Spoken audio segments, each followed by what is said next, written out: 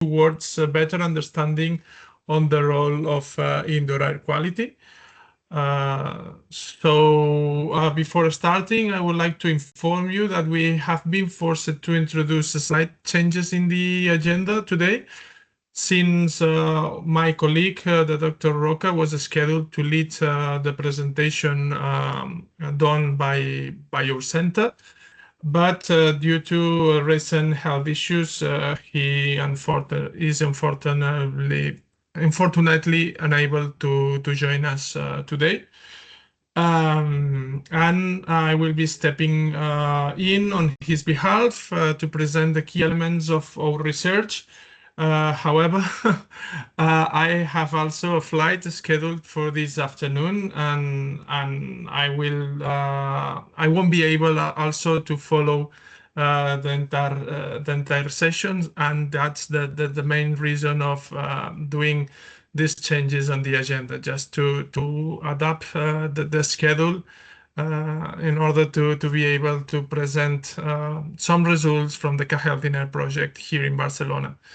So let me just, before giving the floor to Alex, who will be moderating the session here in the room, I just want to share one moment my screen in order to promote one of the activities that our project is fostering.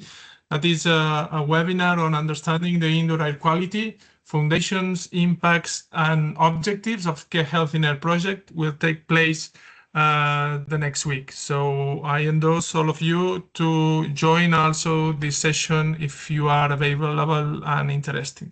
So that's it. Thanks. Thank you. So it's first, I just want to say a big thank you for the kind invitation here. I feel very honored that you asked me to come and moderate this session. It's always great to be in beautiful Barcelona as well. So that's an extra added value. Obviously, we're here today on the margins of the aerosol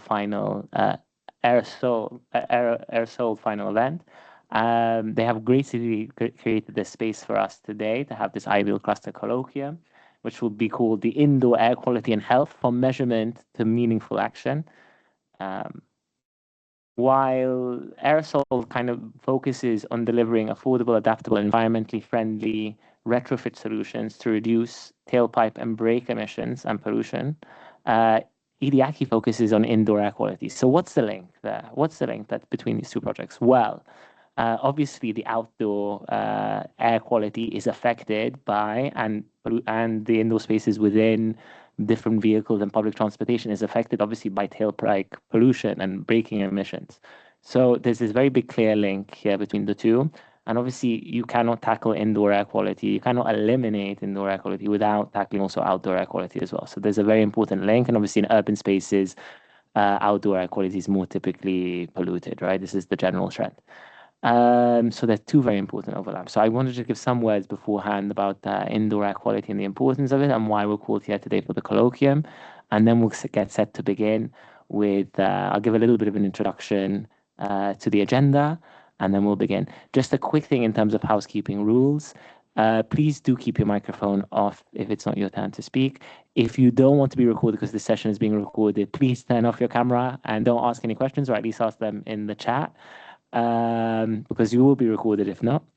And yeah, let me just begin. I have a few words I want to start with. So indoor air pollution is no longer something invisible, right, as a problem that it once was in the past. No, it's something that's being brought more and more to the center across Europe, and indeed worldwide. Researchers, policymakers, citizens are recognizing that the air we breathe, not just outside, but also inside, in homes, schools, workplaces, and transportation systems, can be as harmful and sometimes even more harmful than outdoor air quality. While decades of regulation have cut ambient air PM2.5 by roughly about 25% in the EU, that have prevented an estimated 400,000 premature deaths each year, there's still no dedicated legislation for indoor air quality in Europe. This regulatory gap persists even though Europeans spend 90% of their time indoors. where pollution levels can be 2 to 3 times and even sometimes 100 times higher than they are outdoors. So obviously the indoor space is a critical space that we need to address. This is precisely where the IDEAL cluster was formed, or why the IDEAL cluster was formed. 7 Horizon Europe projects with 50 million euros worth of funding and 121 partner organizations, pooling expertise to harmonize methodologies, characterize particulate matter, expand pollutant coverage, and crucially link exposure data to real-world health outcomes in vulnerable populations such as children, pregnant women, and patients as well. This afternoon's colloquium serves 3 goals. One is to showcase final and near final results from the projects working in challenging transport microenvironments, particularly subway systems, where exposure spikes can be severe, to compare monitoring protocols and sensor strategies being refined across IDEAL cluster projects to tackle IAQ in a variety of public and semi-public settings, and exploring different dimensions for an integrated approaches to health impact. So with that, we are going to begin today with the agenda, which changed a little bit. So I'm cheating a little bit looking at my phone here.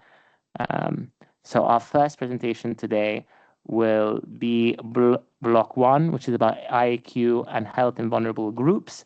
We will be joined by Dr. Ruben Gonzalez, who I would like to give just a quick, or invite him to give a quick introduction to himself. Please, Ruben Gonzalez, the floor is yours.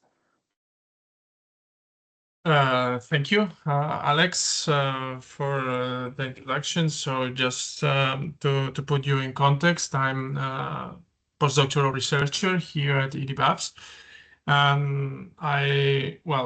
My areas of expertise are a bit skewed here. I'm not a researcher that is or focuses his research in indoor air quality, basically.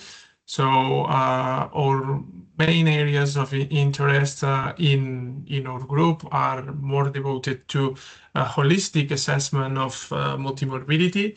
And during the recent years, we have been specializing in bringing digital technologies and digital support into the clinical practice, and introducing different methodologies to monitor vulnerable populations in order to assess and predict and prevent risks. And here is where it enters in conjunction with the indoor air quality studies that we are performing here in Health in Air.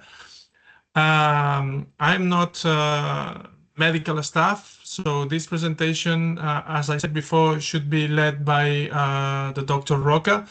I'm a biologist, so I have a basic background in biological science and life science, but my main strengths, or when I usually can, or the areas where I can add value, are more related to data analysis, analysis of huge amounts of clinical data from different sources and combine them in order to generate more complex risk models. So just saying that, and after my introduction, I will show you my screen, and I assume that you can already see it.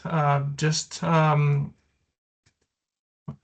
show you a few slides to summarize the progress that we have made here in the project Health in Air, and more specifically in the pilot of Barcelona, that I tried to summarize in this presentation called in Indoor Air Quality and Health in Outpatient Populations, that tries to find the union between indoor air quality monitoring and healthcare delivery.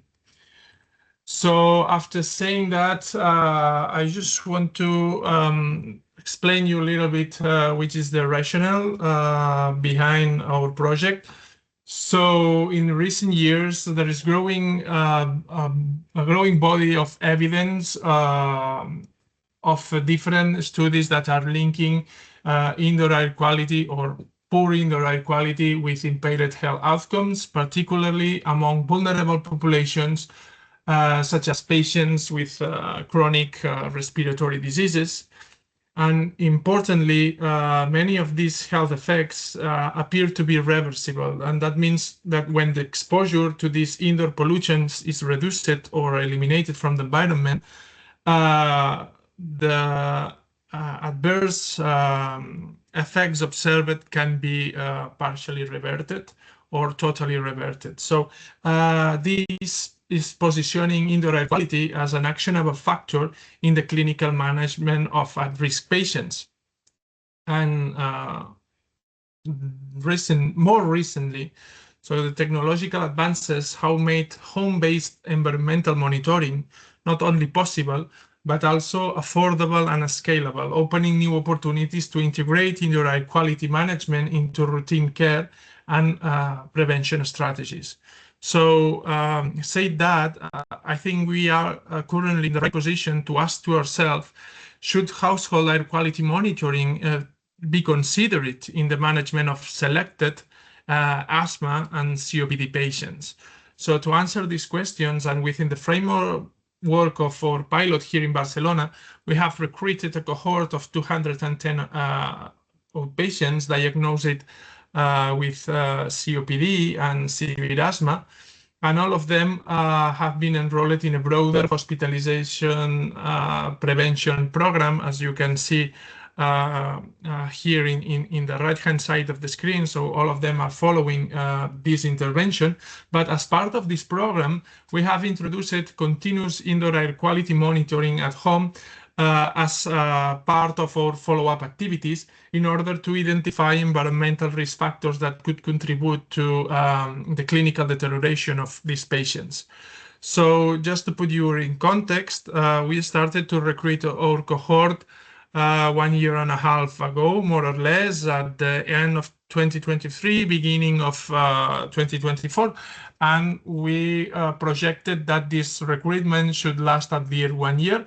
But in the middle of the process, we had the technical event or a technical problem with the devices that we were using to monitor indoor air quality that caused the transition stop of both the recruitment efforts, but also the monitoring during a certain period of time that we need to replace all the affected devices. So instead of seeing this as a limitation, now with perspective, we see it as an opportunity to do some preliminary analysis of our data and see if the indoor air quality was a relevant problem in our cohort or in our group of patients.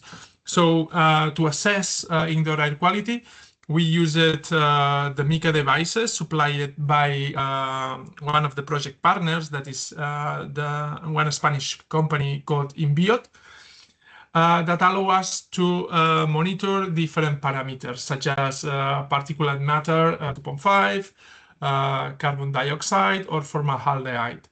And in order to determine if the levels of exposure in the different houses were just good, moderated, or too elevated, we used the GO-AQS framework and their thresholds in order to screen which of the monitored homes were at indoor air quality risk.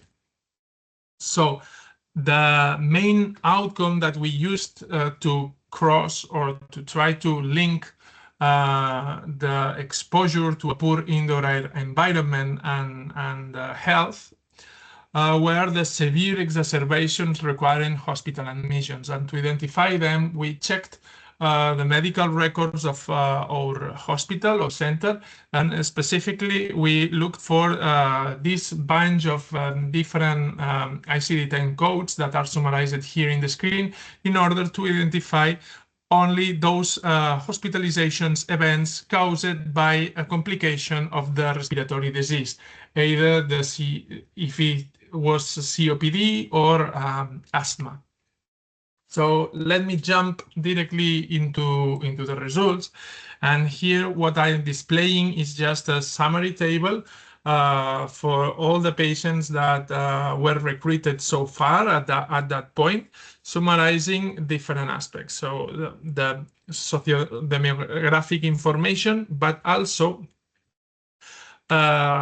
some specific variables that have been traditionally associated to increased risks of hospital admission, that are the clinical complexity of the patients, the lung function, and the previous history of hospitalization. And we have displayed this information segregated into different groups.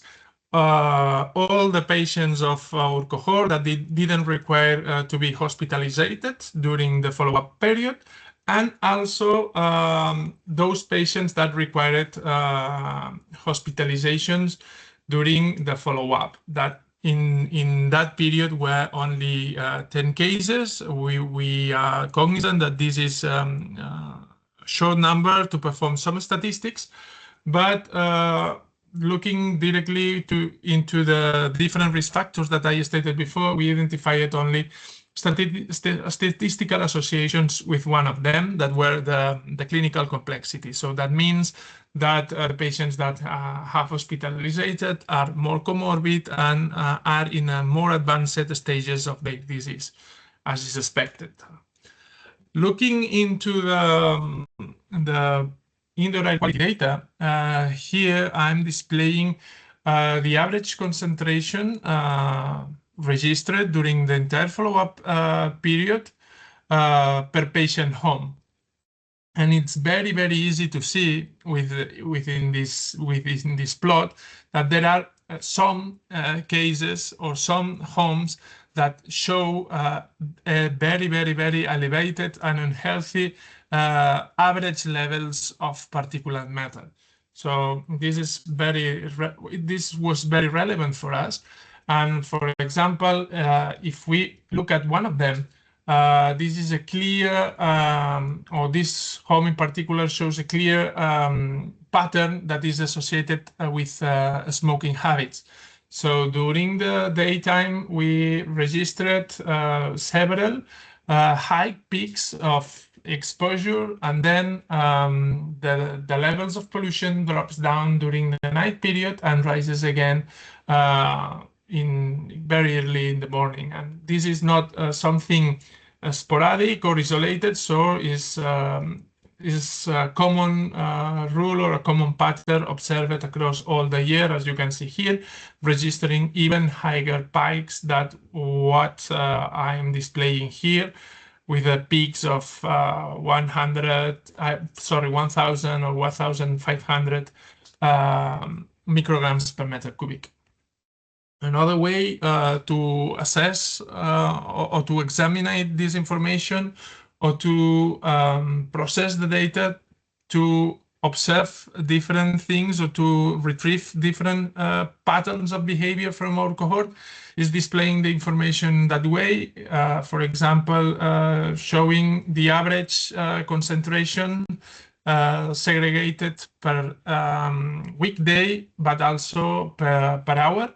And here we can see this is a model patient, but we can see different patterns observed during the weekend than during the week time. And also we can also associate different peaks of pollution, in this case particulate matter, with some of the activities conducted in the homes.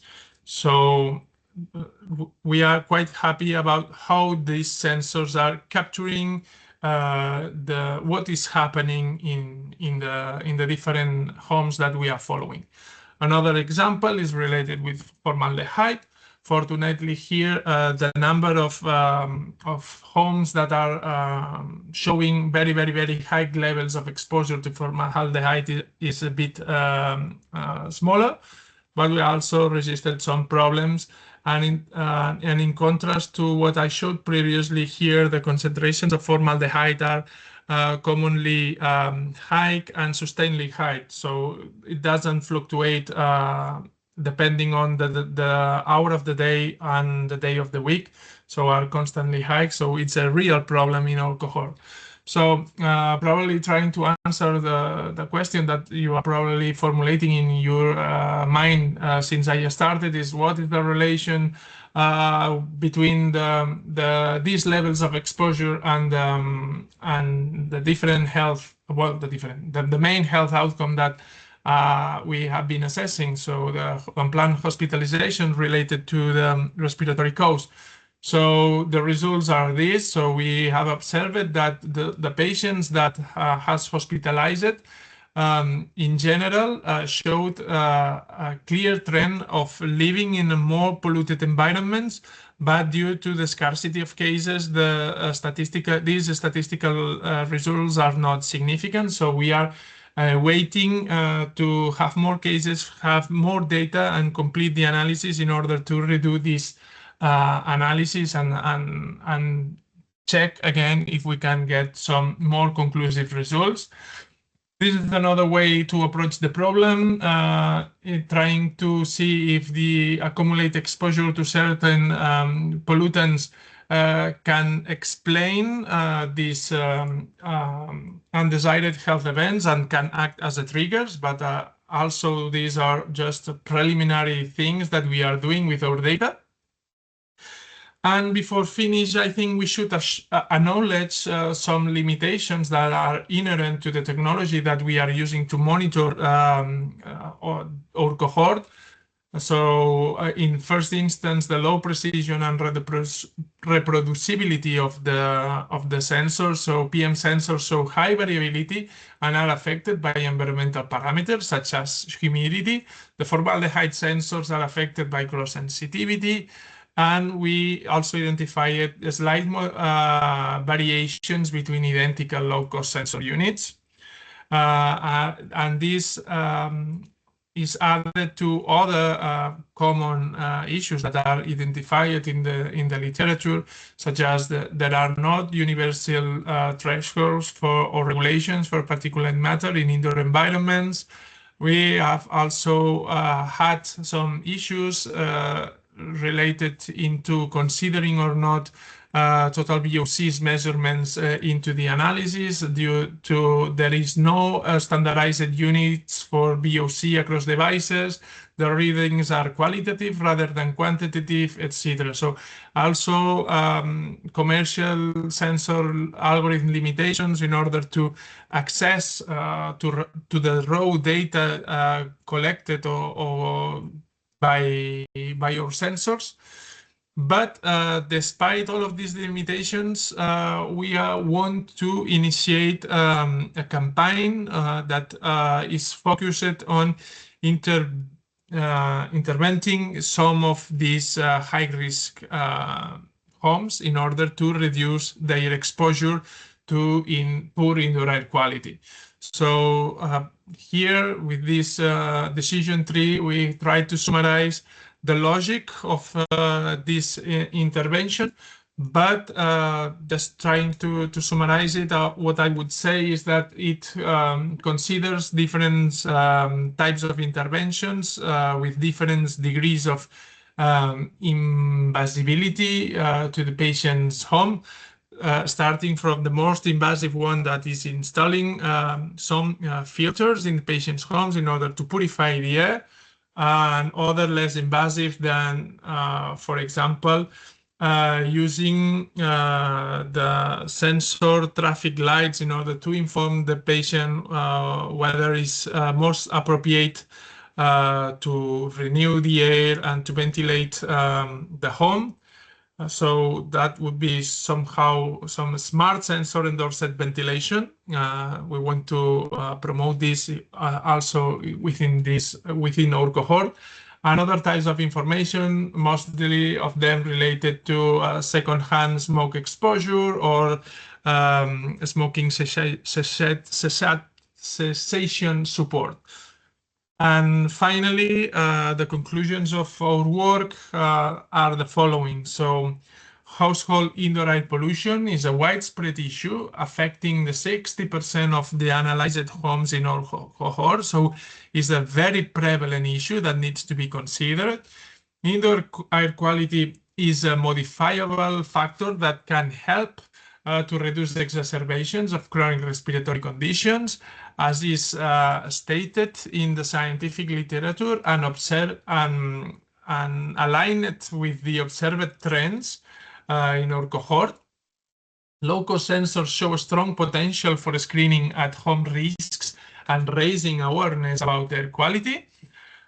Low-cost sensors are also valuable for identifying trends, but also not suitable for clinical grade exposure assessments.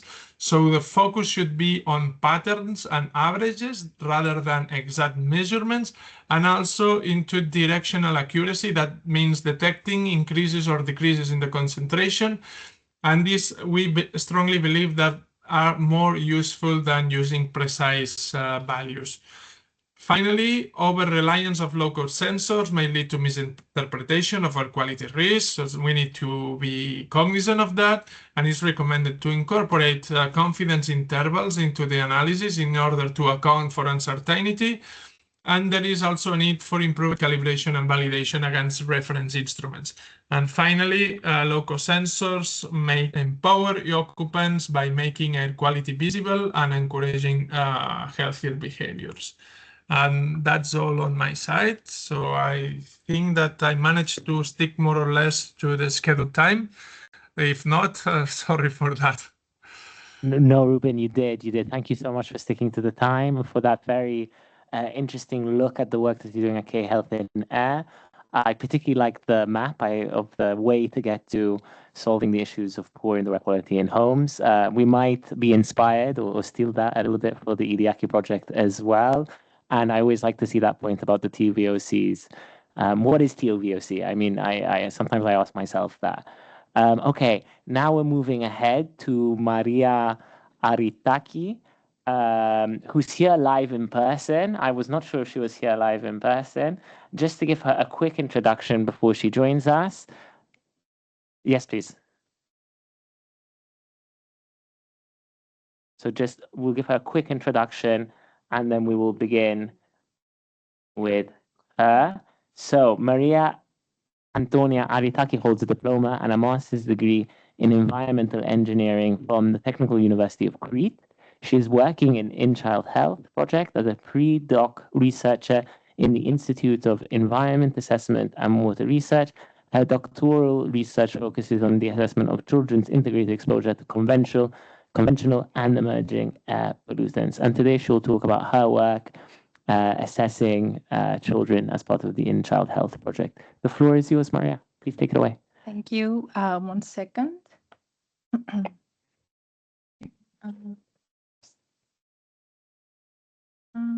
This one. Can I change this or?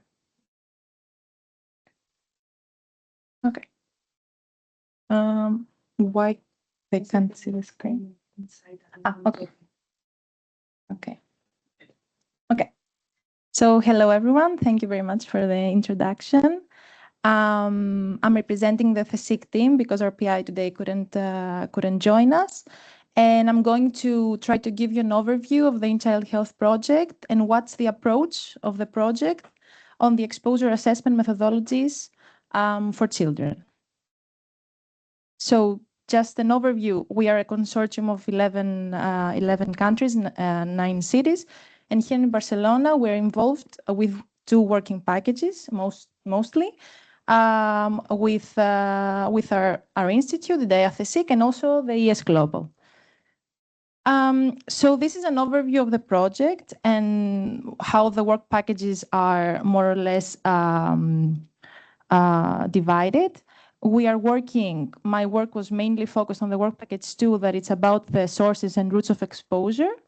And ES Global was mostly involved in the epidemiological studies and control interventions in the schools. So I will try to give you a brief overview. So in the work package 2, sources and routes of exposure, what we did before starting the campaigns was basically harmonized the measurements of the different pollutants in order to assure that our results afterwards will have comparability among the partners. We had common instructions, of course, of how we're going to place the instruments, how we're going to realize these measurements. And also with our partners in Demokritos in Athens, we sent our instruments and they did intercomparisons between everything to ensure comparability. So what we did sampling campaigns between a cold and a warm season during 1 week in each sampling site, 5 schools, 5 houses, 1 sports hall, in 7 countries, 7 cities, as you can see in the map: Barcelona, Helsinki, Athens, Colchester, Copenhagen, Vienna, and Lisbon. And here you can see some photos from the sampling campaign that we conducted here in Barcelona last year. And you can see some photos from schools and houses. And along with these sampling campaigns, we also were giving walkthrough surveys to the people participating in these campaigns, because it was really important for us, in order to justify afterwards the results, to know the indoor activities, the cleaning patterns, sorry, and to be able to make statistical analysis afterwards based on these different answers. So here you can see how we did this campaign. This is the instrumental setup we used. In Barcelona, you can see this big metal box. It was mostly to reduce the noise and to protect the instruments from the outdoor rains or whatever was happening, because we also placed instruments indoor and outdoors, at least in Barcelona, because it was more feasible. The instruments we used were a CO2 sensor, were MA200, MA350 for the black carbon monitoring, part detector for ultrafine particles, a dust track for the PM2.5, PM10, and Lila pumps, 3 of them, 2 connected with a PEM, a personal environmental monitor sampler, that we were changing every day filters. For the analysis of organic and elemental carbon, we used quartz filters, and for the metals, we used Teflon filters. And for the collection of air samples, we used pumps connected to SP cartridges, as you can see here. This is not very common, let's say. It was a methodology we developed, because usually the SP cartridges are used as a cleaning step in analytical procedures. But in this case, we use them as the actual sampler to collect the air samples there. And afterwards, after extracting them, we were able to analyze different semi-volatile organic compounds, such as the polycyclic aromatic hydrocarbons, plasticizers, biocides, etc. So I'm going to talk about some preliminary results here from Barcelona, starting with black carbon. Here you can see a map of the sampling locations for cold and warm period. What we saw about the black carbon concentrations was that in the urban background areas was less, and the concentrations were highest in the traffic intensive neighborhoods, which was something we expected. And in some cases, as you can see, for example, in the urban school 4, that it's in the center of Barcelona, for the winter period, for example, it seems that it's very clean, this neighborhood there. And this is because this sampling week, we had in Barcelona some intense rainfall events. So we are sure that wet deposition led to lower concentrations. And you can see that the patterns indoor follow the outdoor patterns, because they have an indoor-outdoor ratio of 1. So basically, it was infiltration of black carbon in the schools and houses. I'm going to talk a bit about the polycyclic aromatic hydrocarbons. This is mostly what I worked in, and as many of you know, they are very toxic organic compounds, and they have been designated 16 of them as priority pollutants, and they basically derive from incomplete combustion of organic material. So even though they're considered outdoor pollutants, they have significant infiltration in indoor spaces. And as I mentioned previously, we used this technique to collect the samples. We also had a publication about this methodology, because with the same SP cartridge, we were able to do a multi-compound analysis, not only the pHs, also plasticizers and other compounds. And these are some preliminary results that we have been working on with samples from other cities as well, that they had been sending samples that they collected from their campaigns, and we were analyzing them here in Barcelona in our laboratory. And what we can see is that Barcelona, Lisbon have the lowest concentrations for both cold and warm period.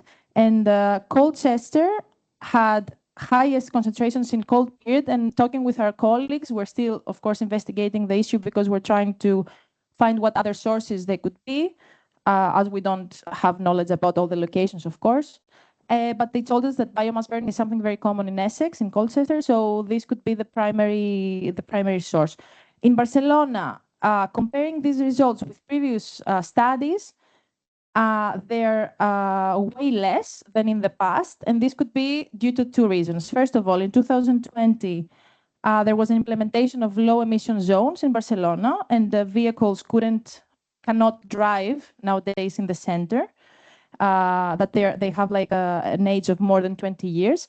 And also since 2013 and onwards up to 2024, nowadays we have the public transportation has completely changed. The buses are no longer working with gasoline or diesel, at least the majority of them are not.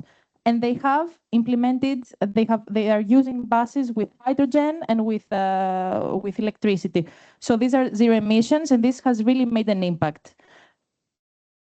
Moving on to some results from particulate matter indoors, we can see generally that in houses the concentrations were higher, and this of course can be due to different indoor activities that schools may not have. For example, they have different cleaning patterns, they have different cooking patterns.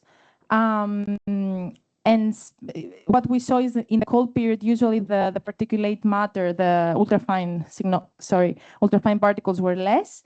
For example, in the urban school 4, you see that the warm period was higher. It's the same school with the black carbon because this week in the winter it was really bad weather. It was raining a lot, so this could also have led to wet deposition of the particulate matter. So moving on to the links with the health. In this part, I cannot really give you some results because it's really not my expertise. It's more the IDEAL Global. But I will try to describe how these epidemiological studies were made. And what basically happened is that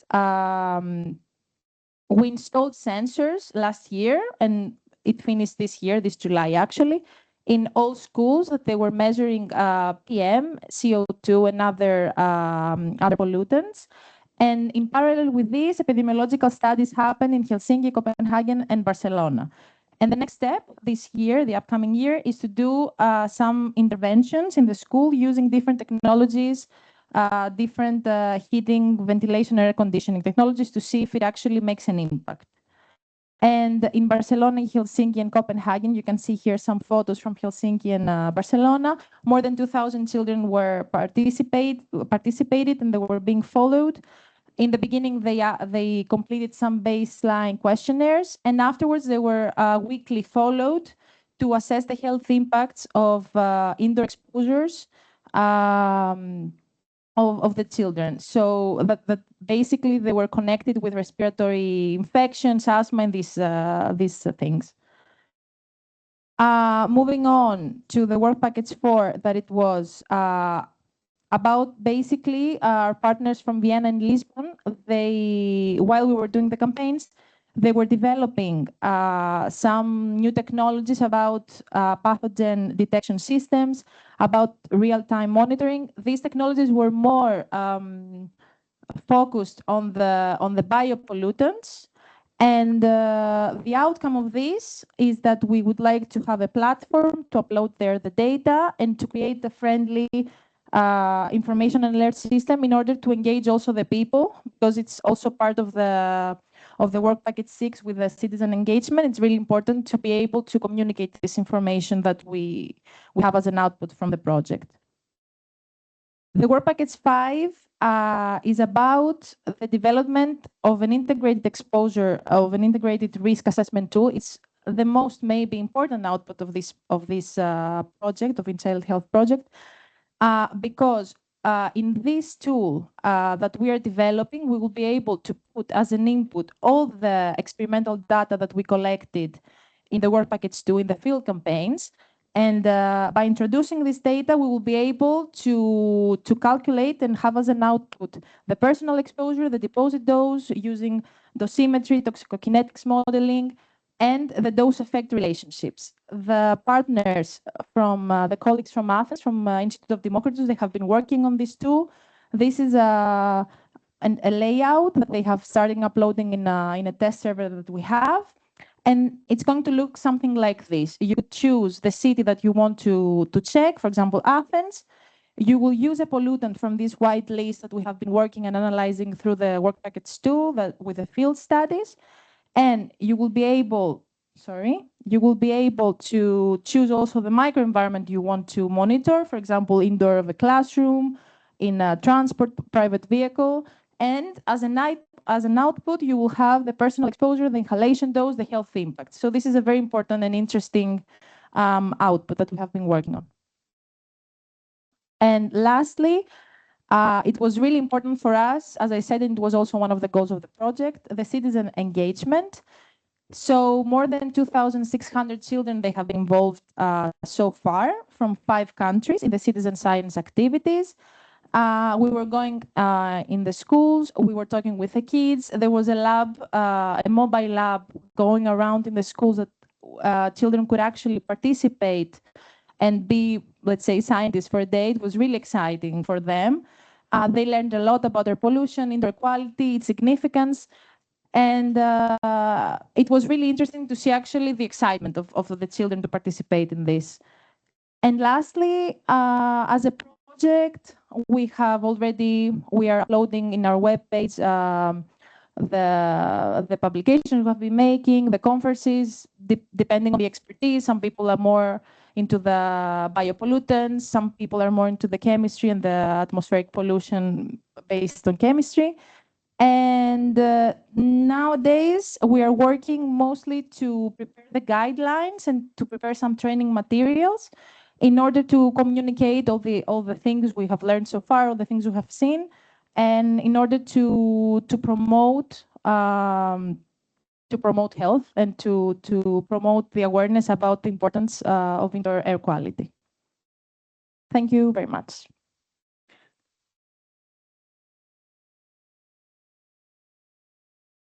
Thank you for that very interesting look at the work that you're doing at in child health. I was really particularly moved by the citizen. No, please go ahead. No, I was very moved by the citizen science approach. I always like the idea of empowering citizens, especially children, to take ownership of their own indoor air quality. Now we're changing blocks, we're moving blocks. So we looked at vulnerable groups, and now we're going to look at transportation methods. We're joined here in person by Dr. Martin Lehmann. Dr. Martin Lehmann is a principal expert and research network and public funding at Mann and Hummel, former vice president of air filtration, head of simulation. Dr. Lehmann holds a PhD and served as a Commons filtration. He sits in the scientific advisory board of GSAME, the University of Stuttgart, and the board of the American Filtration Society, has co-chaired multiple AFS conferences and authored over 80 plus technical papers. So with that, Martin, the floor is yours to deliver a presentation on aerosols and the Vera projects. Please take it away. And I'm hoping that the slides will show up here and will be shared online. I'm here on behalf of 2 projects. So I have 2 hats on today. I'm talking about the Airsoft project and the Vera projects.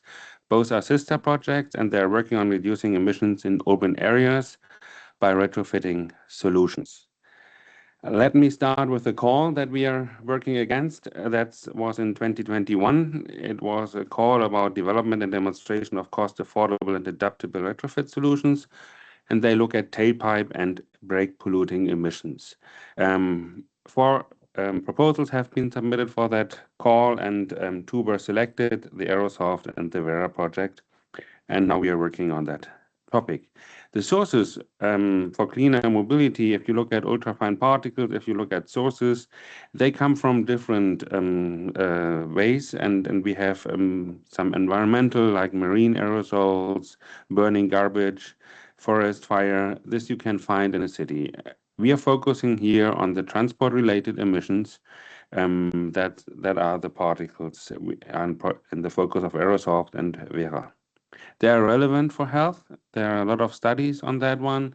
Just to quote here one of the Health Effects Institute, you can see the red and the moderate high impact of these ones on air quality, of the air quality on birth rates, in children and in adults. So it makes sense to reduce these emissions. There has been done a lot in the last 20 years and 40 years of the first use of a diesel particulate filter. It takes time to bring regulations to a value, to an impact that it's low here. You can see that. For exhaust emissions, a lot has been done, in particular for diesel vehicles. If you look now at vehicles in general, and if you look at PM10 and PM2.5, you can see that, let me put it that way, you can see that the exhaust tailpipe emissions are going down, but the non-exhaust emissions, there are other emissions by traffic, they are going up. And what are these emissions? And if you look at the car, you can see that roughly 15% of emissions is coming out from the exhaust. These are the regulated ones. And then we have resuspension, brake wear, tire wear, road abrasion, corrosion, a lot of other sources and for particles, and they are not regulated. The non-exhaust emission particle, and they are creating a footprint of emissions. So it's very well to look into that one. And there have been, it's a nice publication out now by EIT Urban Mobility on non-exhaust emissions. But let's look into the projects. What are we doing there? Aerosoft is a fast track to cleaner urban air. We want retrofit solutions to make an immediate impact by reducing the particles. So we are working on cleaner, healthier urban aerosols. It's not only the air, it's the air with the particles and with the gases. It's for market-ready solutions, for tailpipe, brake systems, semi-closed environment. And we do that by retrofit filtration devices. That's how we came up with this acronym. The aims we have and the product we are developing is a tailpipe particle filter for reducing the emissions that are coming out of petrol engines, not diesel. Here we are focusing on petrol engines. We are reducing the brake emissions of urban vehicles, trucks, buses by having a brake dust particle filter. And we look at metro stations where we have a filter to clean the air that's at the metro. The project consists of 17 partners in 9 countries. It's funded by the CINEA, and it got an extension of 4 months, so we will end in August this year. It's an innovation action, so there is a contribution by the industry of 1 million. We are lucky that we got Switzerland on board for one partner with 2.2 million. So we have 8.2 million budget in total for that project across Europe. And as you know, there's always this disclaimer. I don't need to read it here because you're working on these projects. You know that. There's only one thing that's a little bit different. We have the last line that we are Swiss participants. So it's co-funded by the Swiss State Secretary of Education, Research and Innovation. It's a collaborative research. We are working together on defining these solutions. So the first step is to measure what is there, what the emissions are, what is the air quality at the metro stations. So you see the same institute that's in the InChild project. IDEAL is also working in this project. So they are real experts on that topic of air quality. We have Link and Utah, an institute in Germany. They are working on the brake emissions with a long history of publications. And WORD Association in Switzerland, who started with diesel particulate filters on the measurement. The important part is, what do you do with the data? How do you relate that to health, to environmental effects? That's why an environmental social life cycle assessment is very important. And also look into citizen science. What do the cities want? What do the citizens want? It's a citizen-centric development. So INTEC in Portugal is working on that one.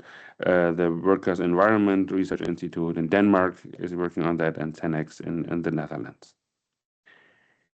This is an innovation action. We want to bring solutions to market, so we need partners where we can test, where we can get real data. We are lucky that we got bus operating companies in Ancona, Ljubljana, and Valladolid to join the project, and we have tracked the buses. We have Metropolitano de Lisboa working in that project, and Sofia City Development is also looking into the metro stations. And all that communication, dissemination, putting things together, we are happy that we have Steinbeis on board for that part and the great support. So, looking a little bit closer into the solutions, the tailpipe, what have we done over there? There's a nice video, and I really recommend looking at that one. It's telling how it's happening, how you replace a part by a particle filter, and that it's taking out 95 to 99% of the particle number. And that is an important point to stress here. We are looking most time into particle mass, PM2.5. That's what the low-cost sensors can measure, but there's also particle number. And if you go to smaller particles, the particle number can have a bigger effect. So we need to look into PN as well as PM. And here we are talking about a solution that's taking out the PN. The regeneration works, no adverse effects. We have a type approval in Germany. We tested them on 42 vehicles in different regions. And what you can see in the diagrams, this is the OEM solution. And the particle number is reduced.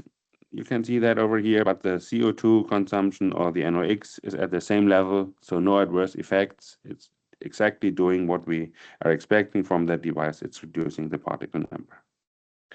For brake dust, we were looking into cities, so there is no cycle to look into how a bus is braking in a city. So we equipped buses with measurement equipment in Valladolid, Ancona, Ljubljana, and we looked at how they brake, what they do, and we developed a cycle. So now we can test at the lab what the emissions of these ones are. And if you look at this one here, this is a big test equipment fitting into this room where you can test the emissions of a brake of a heavy-duty truck. And that we did. And we also worked on solutions to take out the particles. We developed a particle filter, the green one, that can be adapted to an existing brake. And that was the point of retrofitting. It needs to be to an existing brake.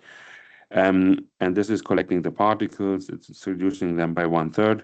So it's working great and delivering.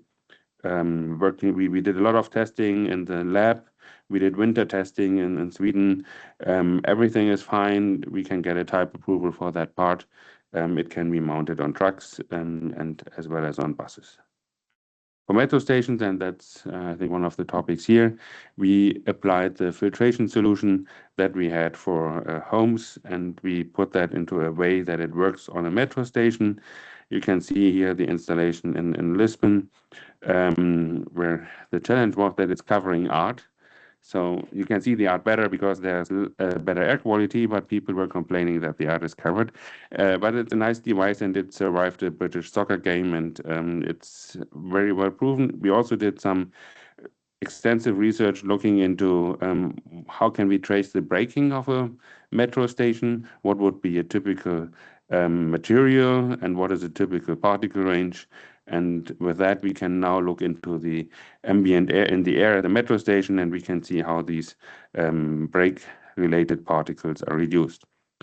We learned a lot in that measurement campaign, how to place them, how the logistics, how to bring them to the station, how to mount them. It's easy now.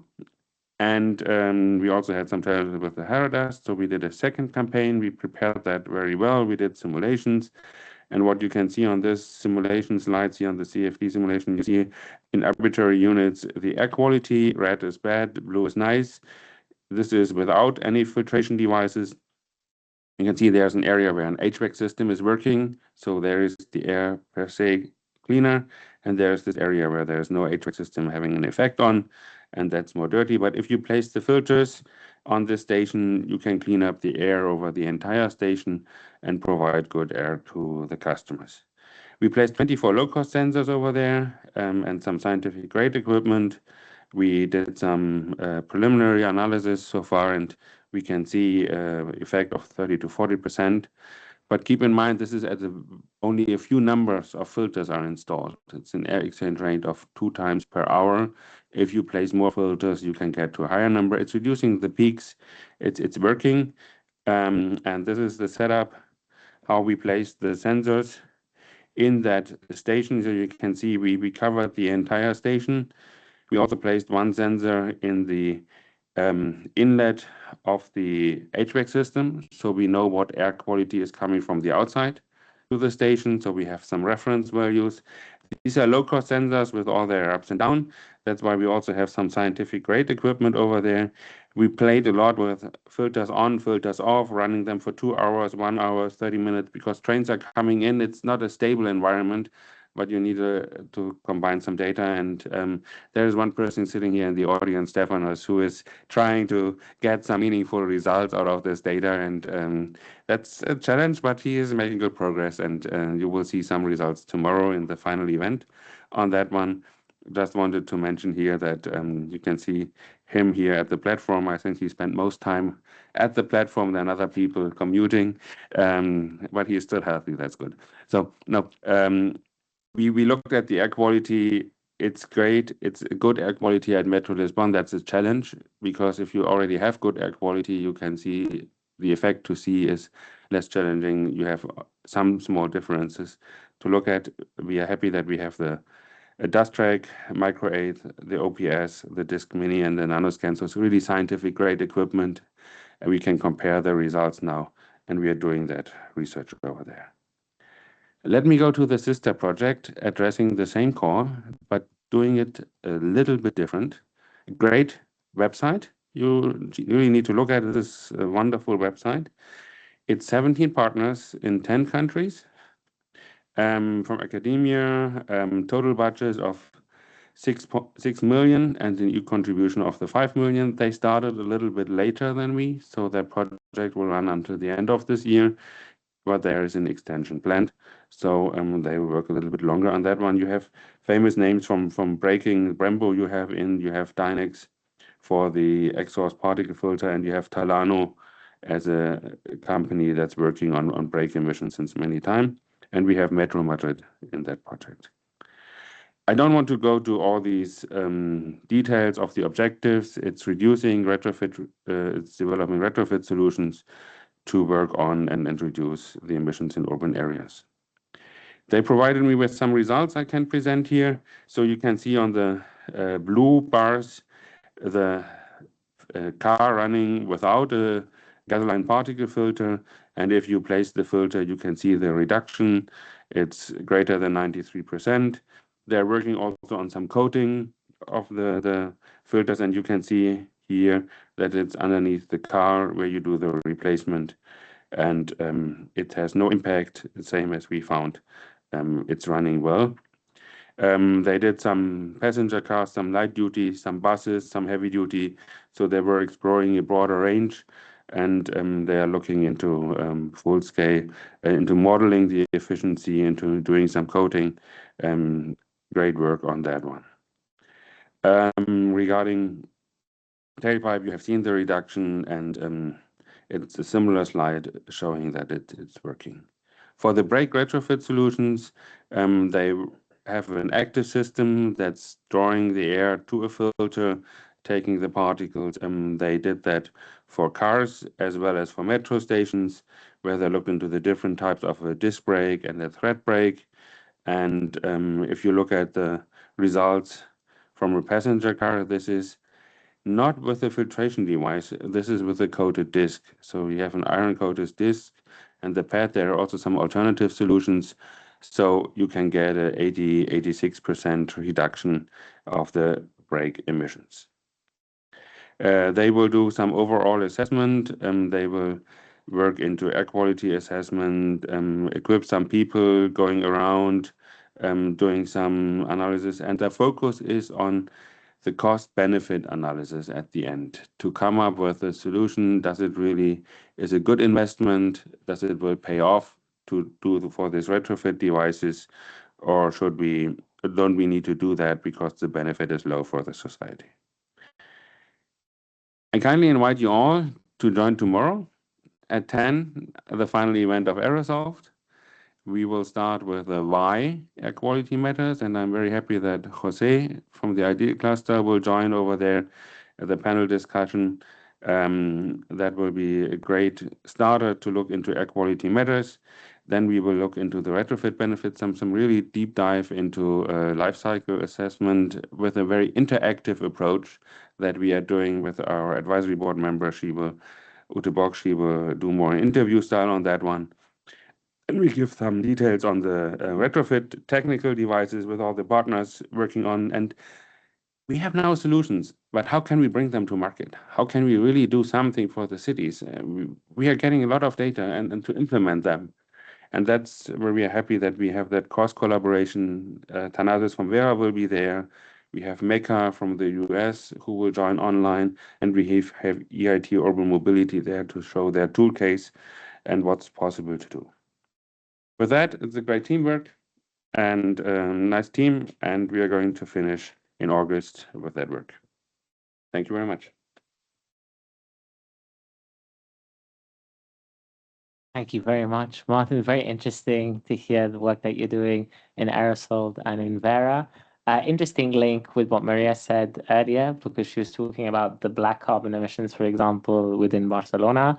We're really seeing a clear link now between your project and the projects that we're doing at the IDEAL Cluster. So now we'll head to Twin Air with Antonis, and just one moment, if you bear with me, with Antonis going ahead. So Antonis, if you just bear with hi, me. can you hear me? We can hear you. I'll Yeah, just give you a quick introduction. Sorry there. He's an architectural engineer and with a PhD in computational logic and digital media in architectural education. His work centers on embedding new technologies in design, pedagogy, and environmental sensing in the built environment. And he's a friend as well. We've done a webinar once together before. So it's nice to see you again. Please, Antonis, the floor is yours. That's you. Thanks for the introduction. I'll share my screen. So give me a sec. You should be able to see my presentation in presentation mode. We can see it. We can see it. We can see it. Okay, thanks. So as I was saying, thanks for the intro. I'm an architect working as a postdoctoral researcher in the project Infrastructure and City Management Lab of the Department of Civil Engineering of the University of Patras. We are the coordinators of the Twin Air project. And as you understand from the introduction and my background, I'll be doing more of high-level overview of the project, since I am not qualified to go into the details of the measurements and so on. But hopefully that will give you some insights on how this project is moving forward and on the transportation use case of the project at any rate, from the point of view of the implementation and coordination. So my presentation has three main parts: the overview of the project in general, the framework of the Twin Air project, and the implementation of the transportation high-level use case. So going first of all to the overview, the context of the Twin Air project. Very briefly, Twin Air has two main pillars. The first one is to develop technological solutions to improve air quality. And the second one is to conduct a series of sampling and monitoring activities in various indoor settings, so that in conjunction with these tools, holistic system can be made that will support public health through community awareness and policy making. That's the project in a nutshell. You can see more details at the website, which, as you can see in this slide, is the one at the bottom. So it's an Horizon Europe project with 22 partners from 10 countries, running for 48 months, from March 22 until August. You can see the various partners and the countries in the map. And as I said, it has the 2+1 missions. The first one, the two ones are the sampling monitoring of pilot sites, the development of an integrated system, and more or less where these will be implemented are 10 specific pilots across 6 countries. More specifically, in the case of the pilot cases, we will be testing 5 high-level use cases in the 10 pilots. You can see here which are these, and the transportation one, which is the one that interests us most in this presentation, and how these are divided across various pilot sites. In all the pilots, in general, what's happening is the mapping phase, where we map out all the parameters of each of the pilots. Pre-intervention sampling, where we do the measurements of various parameters linked to indoor air quality before the deployment of the Twin Air system. the deployment of the twinner system, the post-intervention sampling, which will essentially provide us the impact of the system, and evaluation. So that's the basic, let's say, overview of the project. To put it in a nutshell, how we go about doing all these stuff, there are three approaches in the project. The environmental, which has the identification, characterization of pollutants, the sampling activities, let's say, and the relation between indoor and outdoor levels of pollution in the pilot sites. The more health-oriented approach, which involves air monitoring, but in the context of how this affects human health, individual health measurements, human microbiome studies, and health impact assessment, and the more technical approach, which has the interventions in the system, the sensors, the application, and all those parts that make up the twinner system. I won't be going through the objectives in detail. These are again on the website if you're interested in going this more in depth.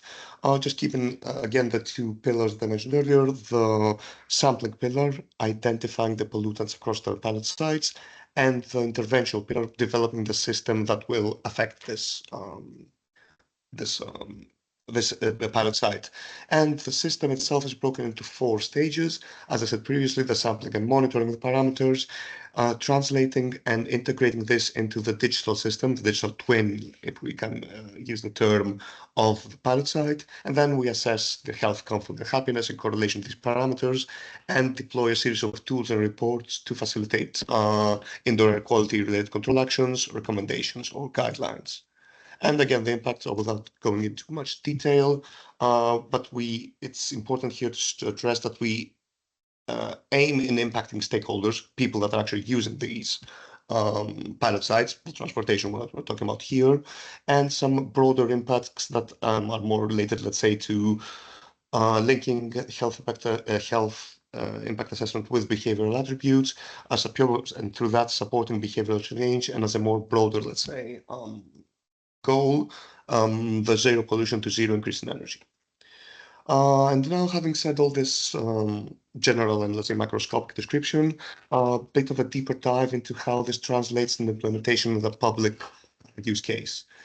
So, as a concept, we have various, let's say, pilots in the transportation, 3 of them, but we have chosen to focus on one in Spain, mostly in the following presentation. But as a context, we will have the physical demo site. This is one of the autonomous buses in the Swedish pilot, and then a digital, let's say, twin, a digital system, a digital platform, what you can name it as you want, that will provide a series of data on the indoor air quality in the bus. That's essentially the concept of the system regarding the transportation use case.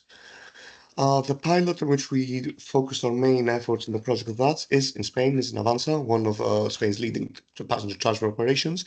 And we're focusing on 2 bus lines, the Huesca-Barcelona pilot, which is a long distance bus, which covers certain parameters that we wanted, which is more than 1 hour exposure and multiple numbers of trips per day. Second pilot, which is the Madrid one, which is a regular line and has a shorter round trip. And the common objective of these 2 pilots is to assess and improve indoor air quality under air conditions and integrate indoor air purifiers and temperature control in those environments. On the sampling, and this again, I will be able to provide only a brief overview of the sampling, since the partners involved in this would be able to provide more details. So please feel free to hit up any emails that I can then forward. On the environmental sampling, ISG performed a particulate matter sampling. This was done in empty buses and the collection of PM10 on filters for the chemical and biological characterization of particles. So after the operation of the bus in a given, let's say, workday, the filtration system will be left inside, and then the team would carry out a chemical characterization, biological characterization. I would like to say here in all our sampling activities, results are pending, since the bus use case was one of the more difficult ones, as I will explain in the finish of this presentation. In the environmental simulation, the University of Patras, the electrical engineering department, created a model to compute the fluid dynamics model to compute the distribution of air pollutants inside vehicles, in order to be able to correlate with the measurements on one hand, and on the other hand, identify favorable or unfavorable spots inside the bus. And in the environmental sampling, again, IRS, again, using some of the same methods, that is placing their measurement instruments in the bus after the work hours. This was done in the Madrid bus, I would like to say. This measured the ultrafine particle exposure in the urban bus in Madrid. In parallel to that, which was the most, let's say, environmental approach that I talked about previously, in the context of the health study, these posters or stickers or other material, we're still working on that, and that's part of the problem with our bus use case, have been placed in order for passengers to participate in a questionnaire describing the indoor environment quality. The idea is of linking this to sensors, as you can see here, that are placed within the buses, so that the team can correlate between the subjective responses of the questionnaire with the objective measurement, objective to the degree that it can be, of course, since we're talking about low-level sensors, as was also mentioned previously, of the sensors, and to correlate the subjective assessment with the sensor data. This is the health part of the study relating the buses. And in parallel to that, this turns a bit more towards the digital side of things. The platform, there is an online platform of the bus, which can also, which will stand within the Twin Air digital platform in general, and will be able to provide to users a certain set of environmental data regarding the bus of their choice. That being said, and as a conclusion, because as I mentioned previously, Twin Air has a series of different use cases, and the transportation one is one of them. So probably in comparison to other projects that focus more on this, our approach is a bit more, let's say, smaller scale and in a broader system. What I'd like to put as a conclusion here is the two parts of the transportation use case as we have tried to implement it. The first one is, the hardware part of actually getting devices inside the bus, getting the measurements for creating the digital twin and so on. And the second part is the more, let's say, data driven part, how we can extract the data, be it from questionnaire, be it from sensor measurement, and bring it into a format that these two data are able to, be combined and create some meaningful results. But, and this is how I would like to close my presentations, although these two pictures are not from the transportation use case, the point remains the same. The main thing that's the focus, and I think it's the general focus both of the project and I think of all the projects in the cluster, is the people that are using these use cases, the transportation use case in our case, although this, as I said previously, is a photo from a hospital use case. I think it's important in the context of both the measurements and the hardware to keep in mind how, and I think I mentioned this in a previous webinar, how these results, this data, these devices, whatnot, can actually help create a safer and better indoor air quality environment for the residences, the hospitals, and in our case, the transportation. And with that, thank you, and I'll stop sharing the screen now.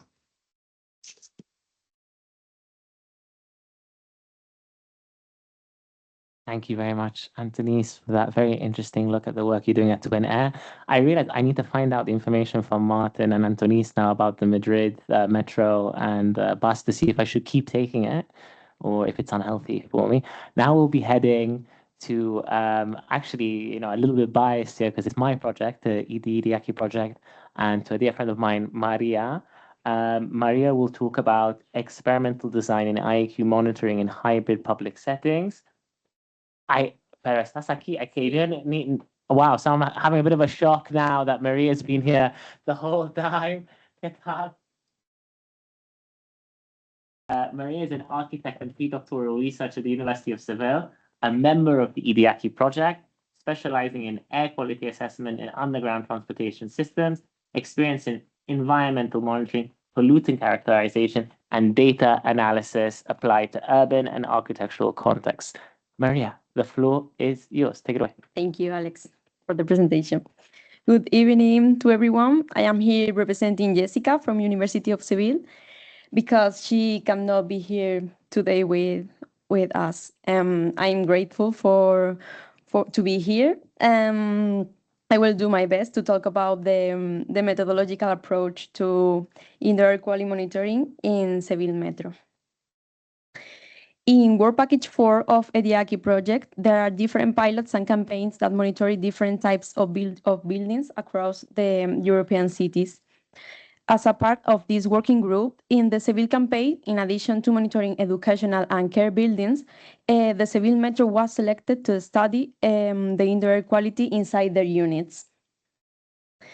Looking deeper into the case study, you may be asking yourself why Metro of Seville? And well, the truth is that the choice comes from different factors. First of all, Seville has the only single line with approximately 18 kilometers with underground and outdoor routes and stations. In addition, the metro is the only in Spain with the large outdoor routes. This is very relevant for the analysis because most of the studies has focused on metro system with completely underground routes. Also, the Seville Metro has a high number of users, being the metro with the highest demand in Andalusia, with over 2 million of users in 2024. In addition, it's important to keep in mind that Seville often gets temperatures over 40 Celsius degree in the summer, and which creates a particularly demanding context in terms of thermal comfort and ventilation, as well as leading to the formation of secondary pollutions. Here we can see different types of station and routes in the Seville Metro. It's important to be noted that outdoor stations don't have any ventilation system, while the rest of the station and tunnels are ventilated by a system of shafts located at the strategy points of the tunnels and stations.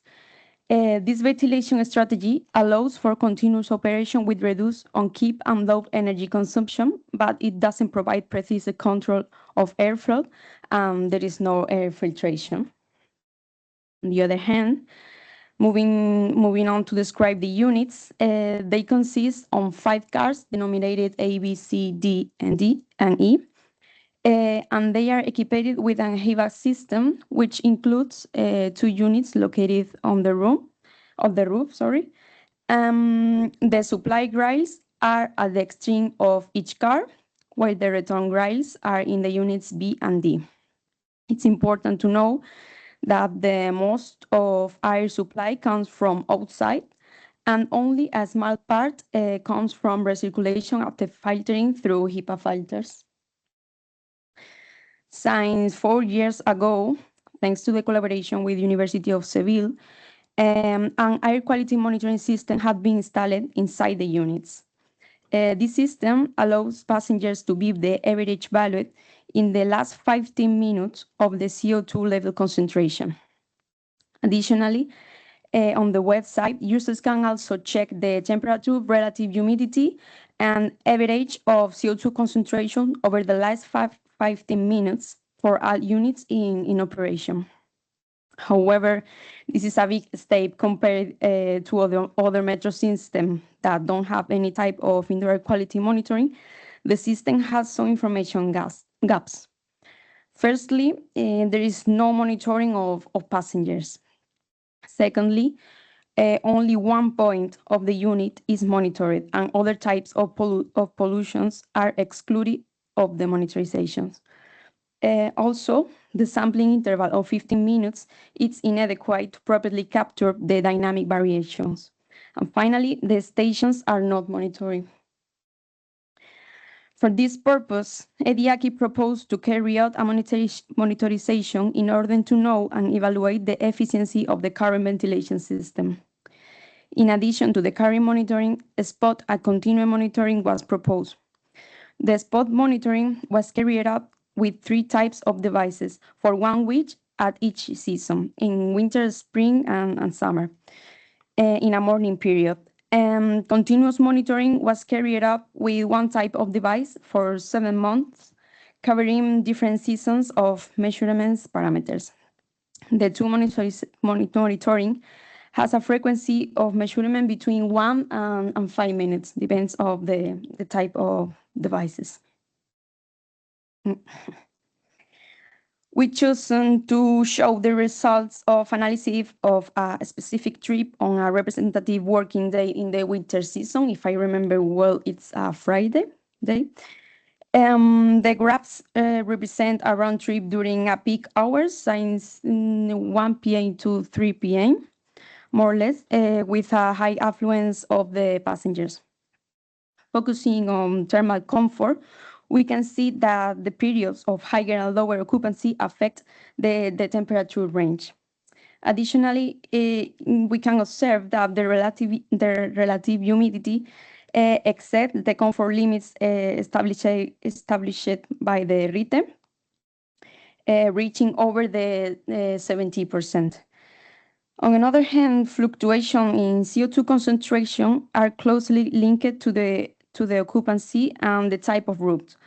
During the period's lower occupancy, we observe lower concentration of CO2, and in the periods of higher occupancy, we can see that the concentration exceeds 15,000 ppm. And the periods when the concentration exceeds the limits, it's associated with the underground stations and routes. About the levels of T-box and fine particulate matters are between acceptable limits. This suggests that the air filtration system on the units are working properly.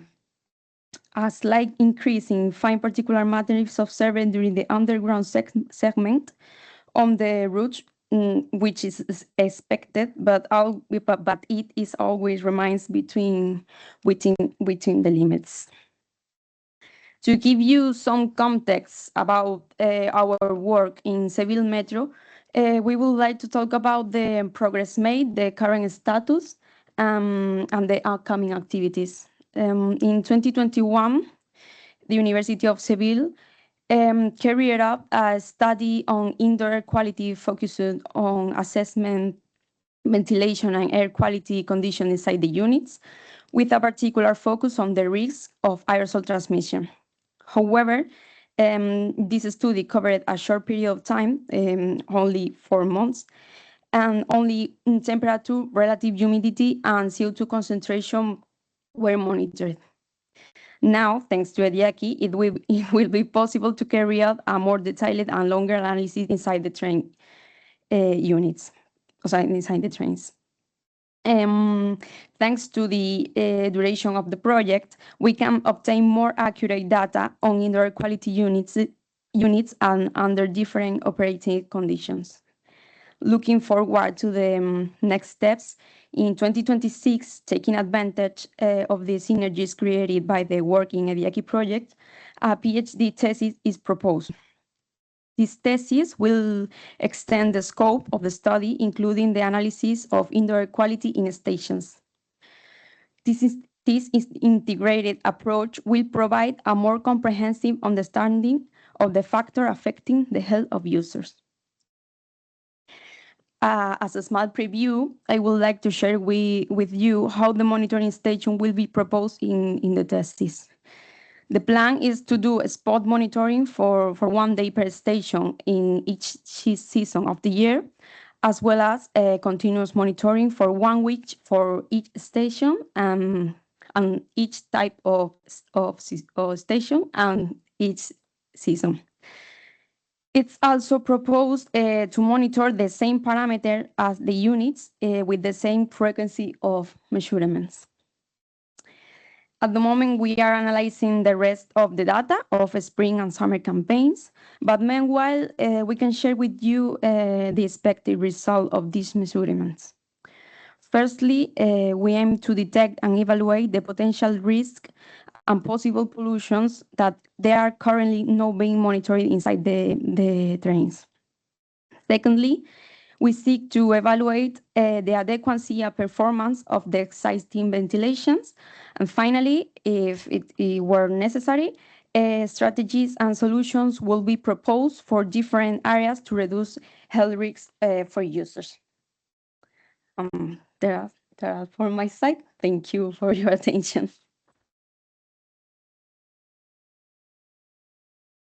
Thank you, Maria, for that really great look at the EDIAC pilot that we have in Seville. It was really amazing for me to learn more about it. I should really know more about it, considering I'm in the project.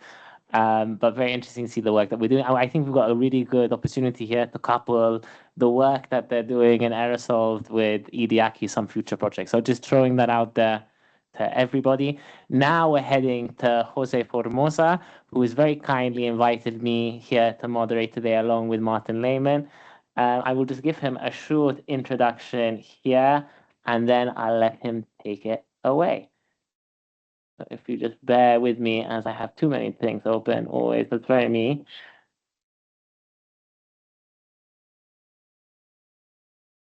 So Jose is a senior researcher in natural resources and climate at Cartif. Jose has over 20 years of experience in applied environmental research with a strong focus on indoor and outdoor air quality over the past decade. He has led and contributed to numerous European and international projects on sustainable environmental technologies, including advanced waste treatment and nature-based solutions for climate adaptation. He currently coordinates the EU project K-Health in Air and has published several scientific papers and book chapters. And today he'll be talking about monitoring methodologies in public spaces. Please, Jose, the floor is yours. Thank you, Alex. Well, I will present, this will be the second presentation from K-Health in Air project, and I will be talking about a different part of the project, different than the ones Ruben presented before, that is focused on outpatients. Now I will be focusing on the spaces, on public spaces. Apart from the metro station, we also have other settings or scenarios like the market, a city market here in Valladolid, and the hospital. I will be talking about the settings and scenarios that we have here in Barcelona as one of our pilots. First, I will also give a short overview of the K-Health in Air project, different issues than Ruben presented before. And also I will be talking about the sampling and monitoring methodologies that we are using in these public spaces, as I said. Quite quick. I can make as an overview that the main goal of the project is try to deliver structured knowledge on indoor air quality and health risk in an open access format to public authorities and citizens. And I can highlight in some way these three of our main objectives of the project related with the colloquium, this colloquium. That the first one is one goal that we already have got, that is deploy indoor air quality sampling campaigns and monitoring in 9 different scenarios, and also an additional one that is related with the high risk respiratory of patients, mainly in their homes. Also, another important goal that we have is the identification of the health determinants affecting in these particular scenarios with 2 different approaches and way. One is related or try to relate the indoor air quality impact on acute effects, mainly using the outpatients data as Ruben presented before, and the other one is try to relate this indoor air quality with chronic effects using the data from the other scenarios that we have. And also related with this, try to use this data, this monitoring data, to identify the main sources in order to propose measures or policies or whatever, or apply technologies in order to reduce or improve the indoor air quality and health. And some outcomes that we'll be providing with this project that I would like also to highlight in this point is that we are preparing an open data platform with that now is being used internally in the project, but at the end of the project will be publicly available through our website, where all the monitoring data that we are collecting and sampling data will be also available for further research, further studies, or further projects. So yeah, I invite you to follow us to know in future. Also, we'll be working on developing guidelines for the different scenarios tailoring these particular scenarios with different measures and treatment technologies that we can use. And the last one that I will repeat later on is try to develop user-friendly monitoring tools. I mean, user-friendly because we are trying to develop messages, not just the raw data from the different parameters, but the message that we can provide with this data, but also use this data to manage, for example, HVAC system and things like this. This is a whole picture of the consortium with all the partners and the different distribution of the partners and the pilots. And this is the profile of the consortium with 2 hospitals, 5 research and technology organizations, 4 universities, 2 industries, 2 SMEs, and 1 data health acting as the leader of the work package related with communication, dissemination, and exploitation results in the project. This is the picture of the configuration of the pilots that we have in the project, 5 different pilots in 6 countries.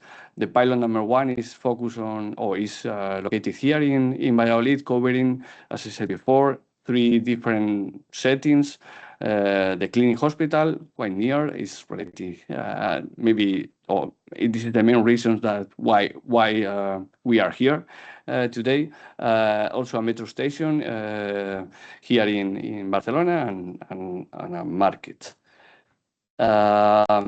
When we decide or when we define these different settings and the monitoring and sampling campaigns that we propose within the project, we were thinking about the different types of settings that we have.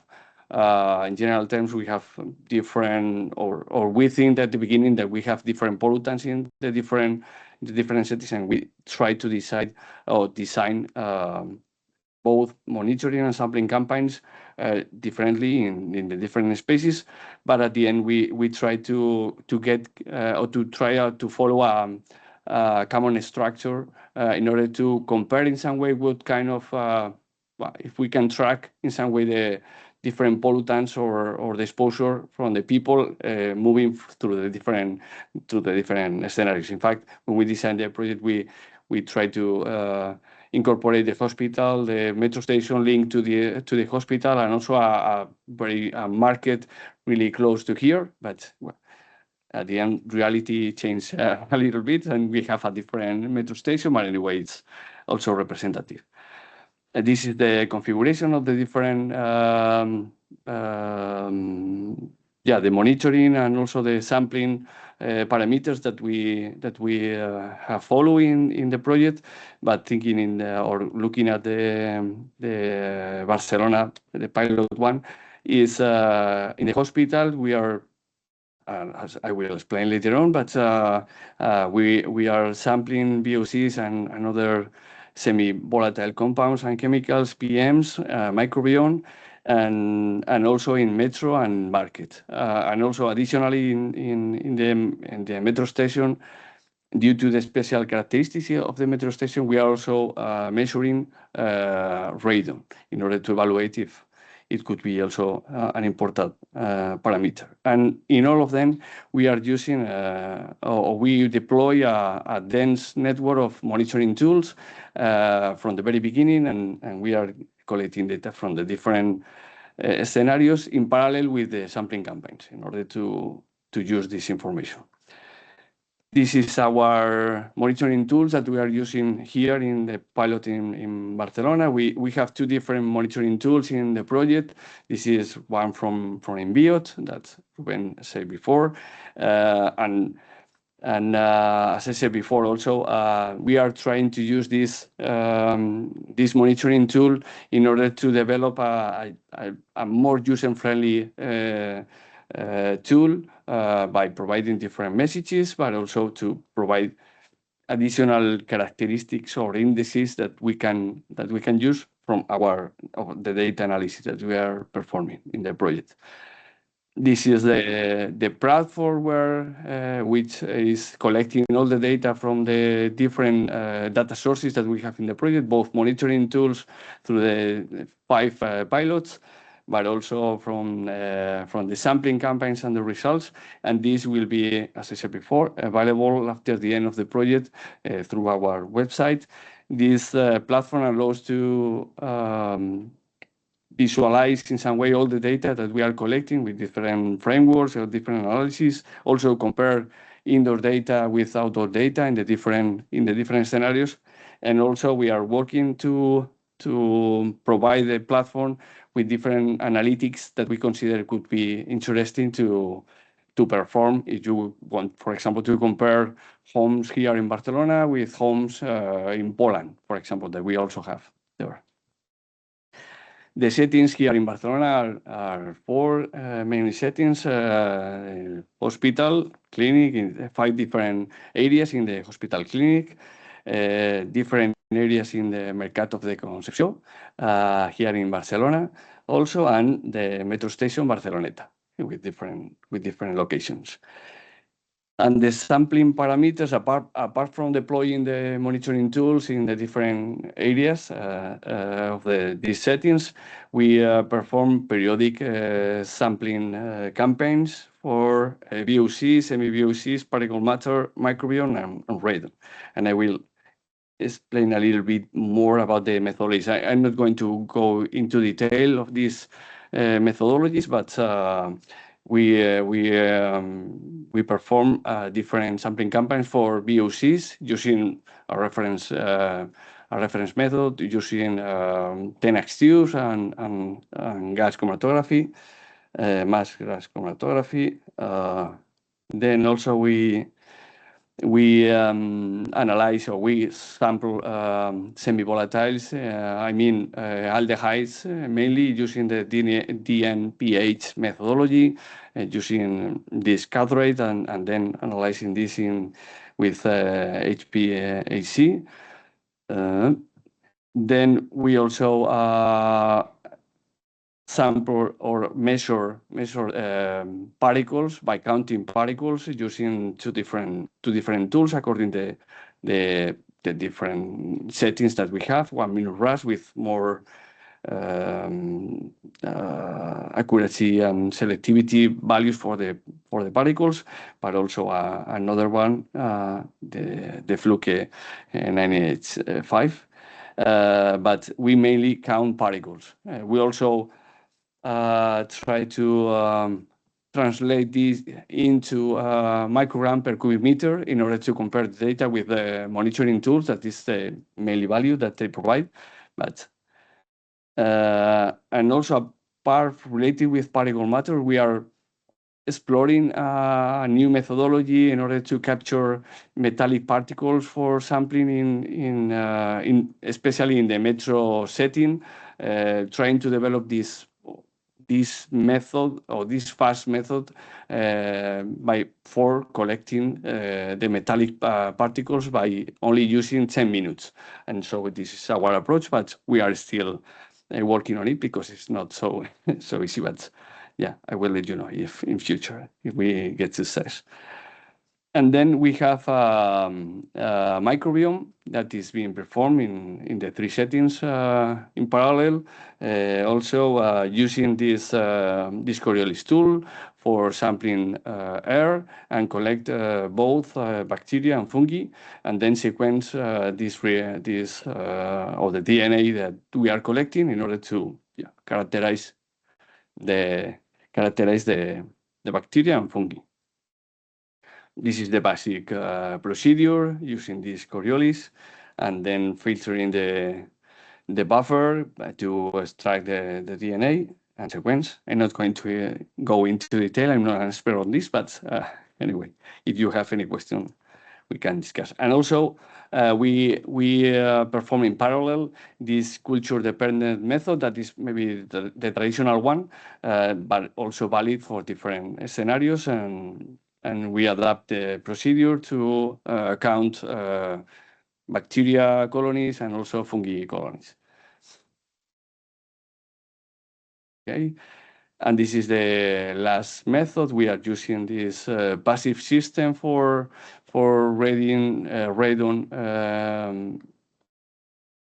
sampling in the metro station by setting these tools, these samplers in different locations in the metro station in Barcelona.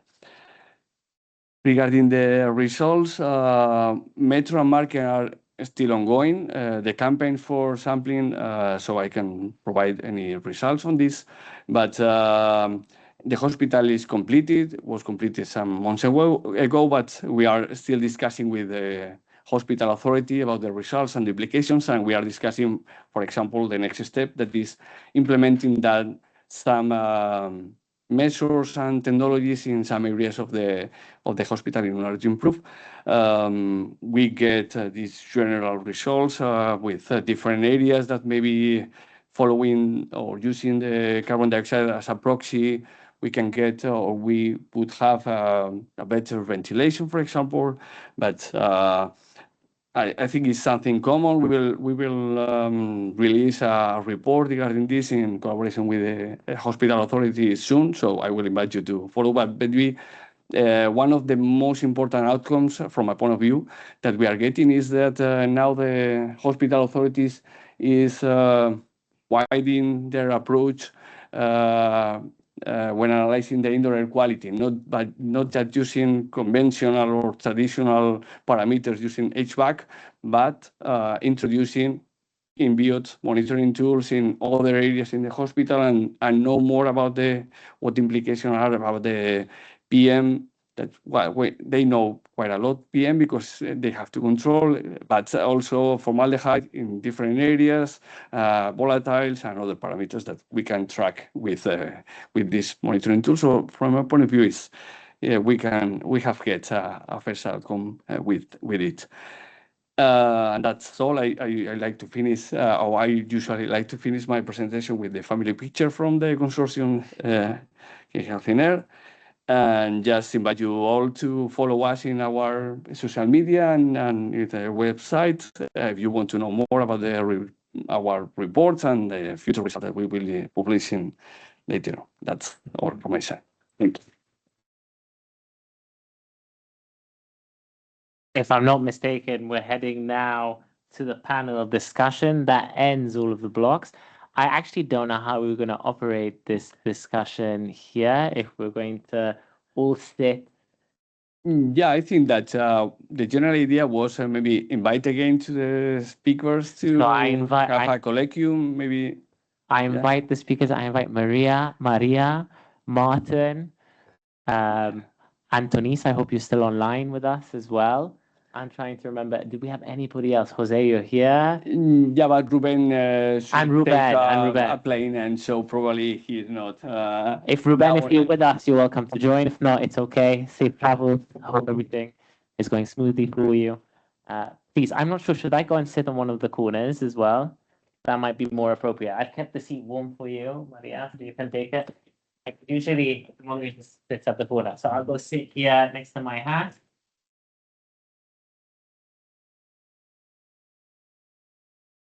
Okay, does this one work? Yes, it does.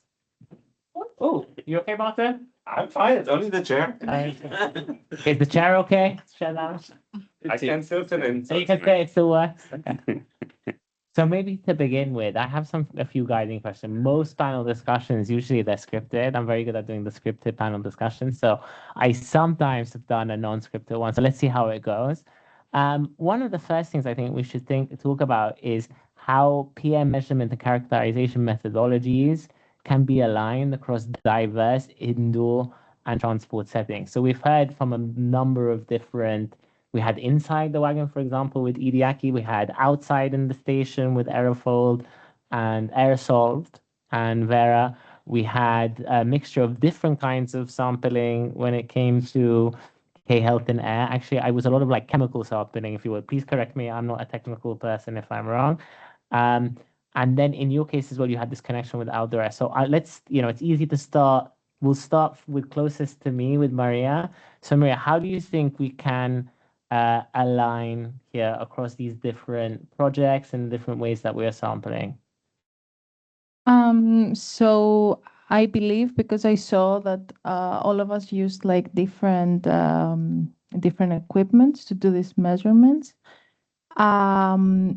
what we did and what I said in the beginning when I started the presentation is that it's really important. Sorry, I'm trying to look all of you. That to do like an intercomparison of the instruments, or like, because for example in Democritus, our partners, we send them all the instruments because not all the partners use the same instruments for the PM measurements. For example, we use the dust track and the part detector for the ultrafines, but I know, for example, that in Essex they used a different kind of a part detector. So it was really important before starting any sampling campaigns to know how we are going to compare these results afterwards. So I believe that even though we are using different instruments, if we know how they can compare, how we can compare the results afterwards, there is a possibility to actually have results that we can generalize, and we can say, for example, in Barcelona we found these results, in Sevilla we found these results, and there can be in comparison between the different stations and locations. Thank you very much for that. Very interesting. It's always hard to start as well, but you started really, really well there. It actually gave me a lot of other questions on top. So maybe just adding a little bit to this question, how maybe the differences in the veracity and in the accuracy of the different tests, right? Is there a way maybe that you could cross-compare and see which ones are more accurate, less accurate, for example? So now maybe moving to the other side, to Jose over there. So how do you think we can align them? And maybe do you think there are, let's put it this way, what are the opportunities and maybe what are the barriers there as well to aligning them? I think that one opportunity is clear. In fact, IDIAC has performed a collocation study. This collocation study was focused on the monitoring tools, not the reference methods. But anyway, I think that is maybe the most powerful tool that we have for future. For sure, they have the limitation, and I think that Ruben have shown very well the limitations that we have, and especially coming from non-expert colleagues from the tool, because they are focused on medical issues and they have a different view. But this approach, I think, is good. I think that the paper is going to be released quite soon, so we will have and the approach that we follow in K-Health regarding this. Also, we were verificating our monitoring tools in comparison with our reference tools, but only focus on PM 2.5 and PM 10. That is the values that they provide, and with a handicap in some way that we only have microgram per cubic meter.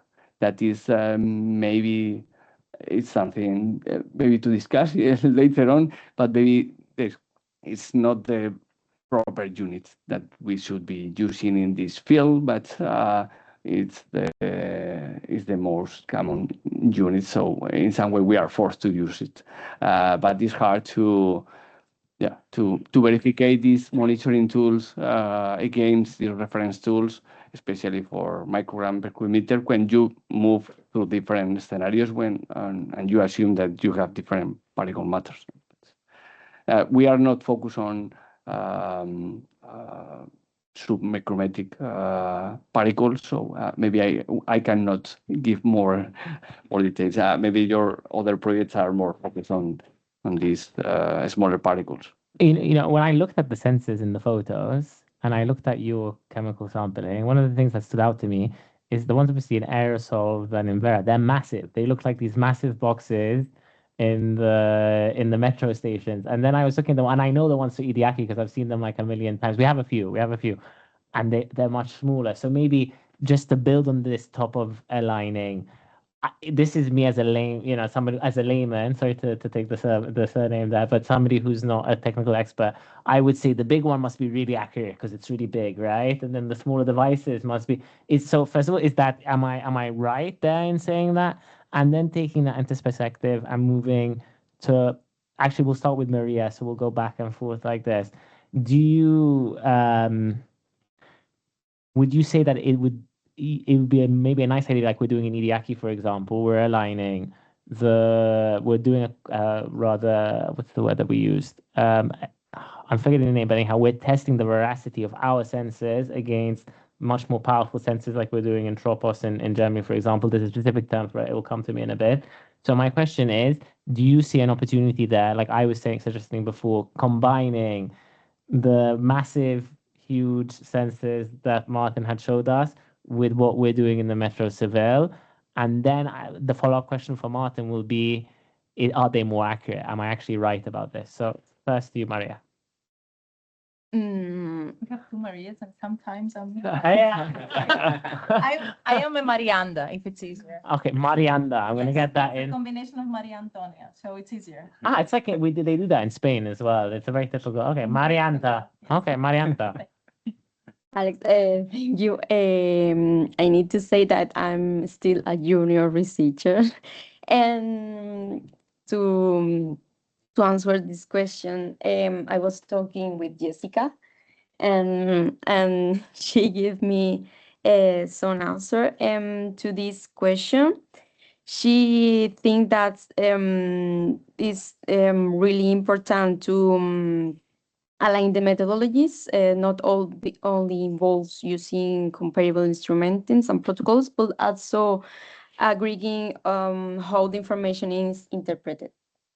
And this includes, for example, how concentration peaks are defined, the choice of averaging periods, collaborative frameworks can help build these consensus, especially when they bring together the academic institution and public authorities. I think that was a very important point there, where you're talking about as well the way that we are analyzing and interpreting the data. If I remember correctly, it was Ruben's presentation that I love GoAQS. The guy's my friend as well, so I'm very biased. So this is my friend. But I really think the points that he makes are really important as well, right? Like, how are we visualizing that data? I'm somebody who's not technical. I have no idea what PM 2.5 with this cubic meters is. But if I look online and I look at air quality online, it usually gives a color-coded system, right? So the way that, and this is what brings me back to my question to you, Martin. So those big machines. So I want the two answers there. Those big machines. One, are they necessarily more accurate because they're bigger? And two, I'm some citizen and I'm walking onto the metro and I see this massive machine. Is it telling me that the air quality is good or bad? Is it giving me any information whatsoever? Or is that information only being fed to the public authorities? And then how would the public authorities feed that information to the citizens? Sorry, a lot of questions for you. Wanted to challenge you. Let's start step by step. The most important thing is, what do you want to measure?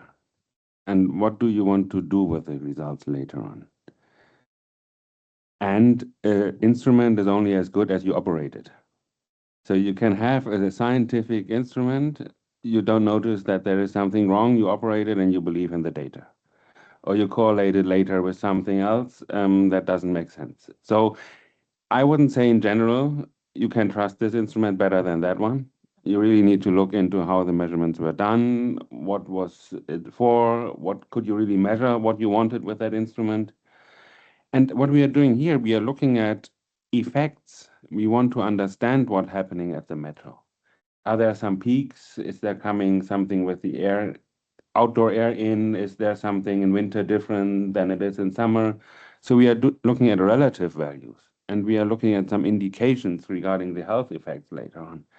Do we really need that accurate number that everything is measuring the same?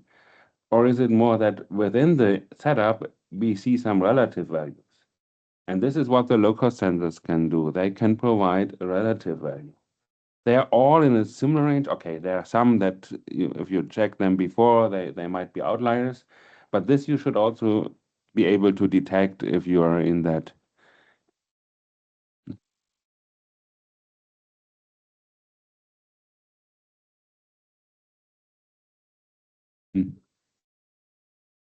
Oh, thank you for enlightening me there. I was seeing these filtration systems. So I was saying, oh, this is a massive sensor. It must have some air pump or something inside of it. Okay. You are talking about the lockers. I was talking about the lockers. I thought that was a sensor. Thank you for that. That was at the metro. Thank you, Katie. I wasn't thinking about. I was thinking about the seasick equipment that we brought into the corner where we had, and that you showed as well. The box with the measurement for the noise cancelling and for the weatherproof. The metal box. I was thinking you were talking about this bigger scientific instrument. No, I was thinking about the even bigger. But the air purifiers, they are taking the air. They have a lot of filter media inside. Yes, they can be misleading, and I think that was in Metro Lisbon told her that there was something in the news that people said, why are they putting the lockers in front of our art?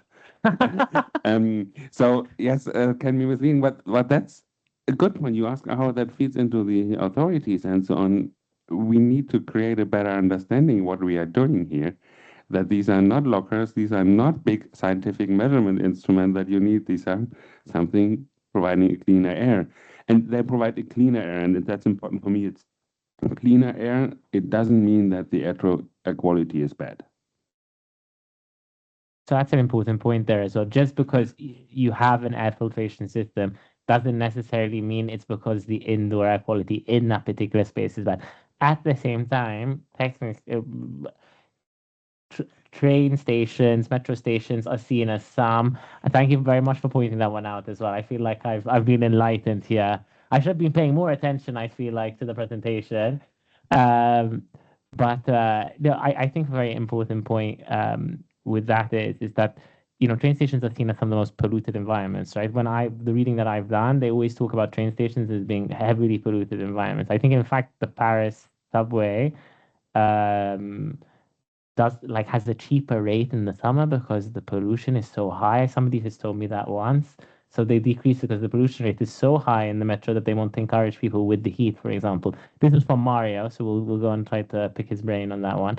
Now, I want to move on a little bit then to the health effects. So you were saying kind of before, Martin, no, that there's this maybe misconception with the public authorities, right? That they're not understanding what the measurements really mean. So I take that a step further.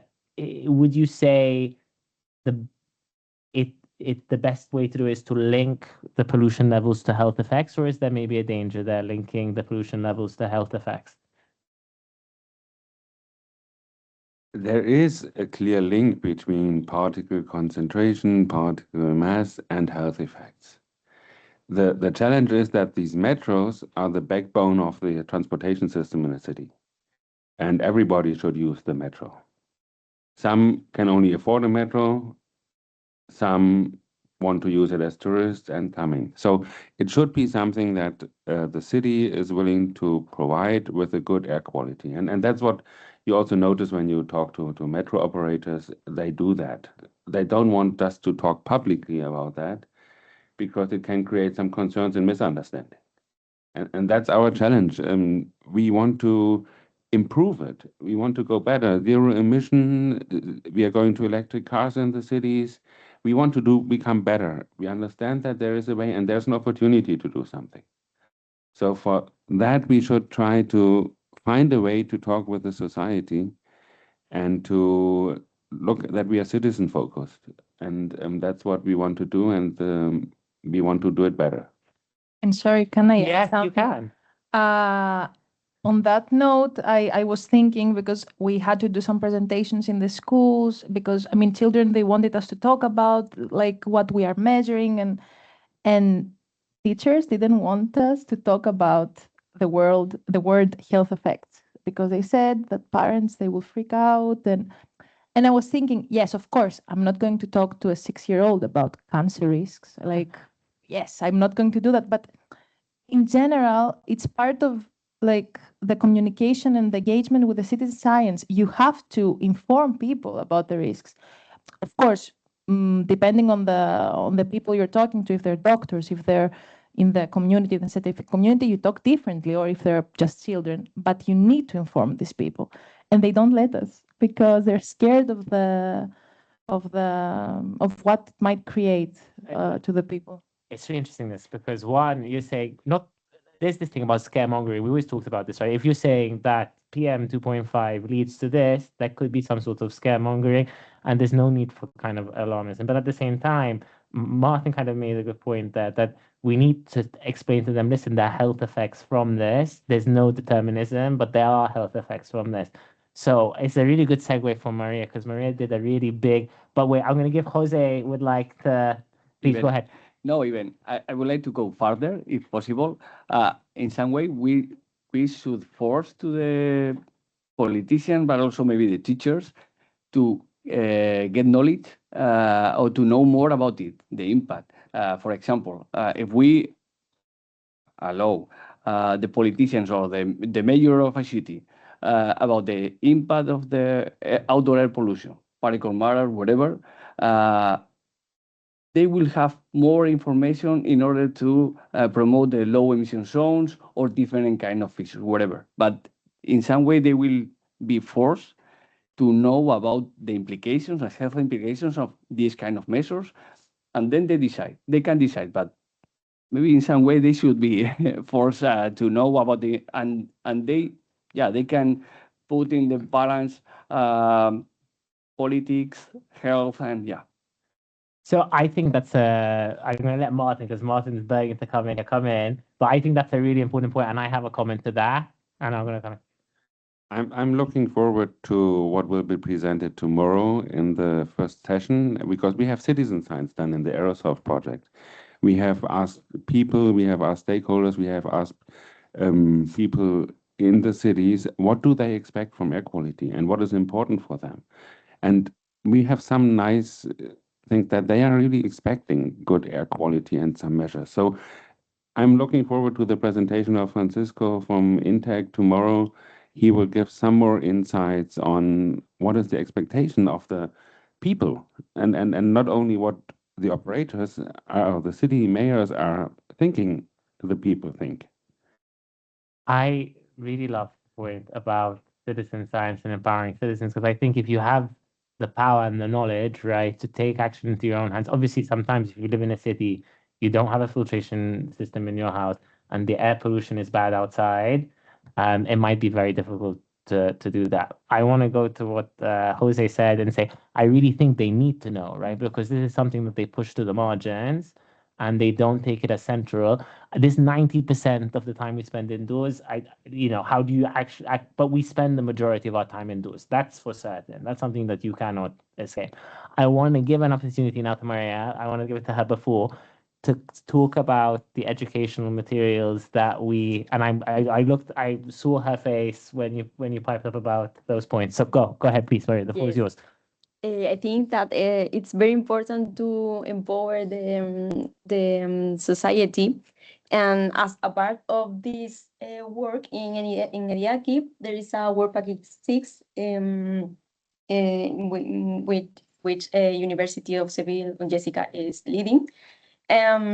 We have developed different training materials for different target audience, also different age. For example, in children's between 5 to 11 years old, we are develop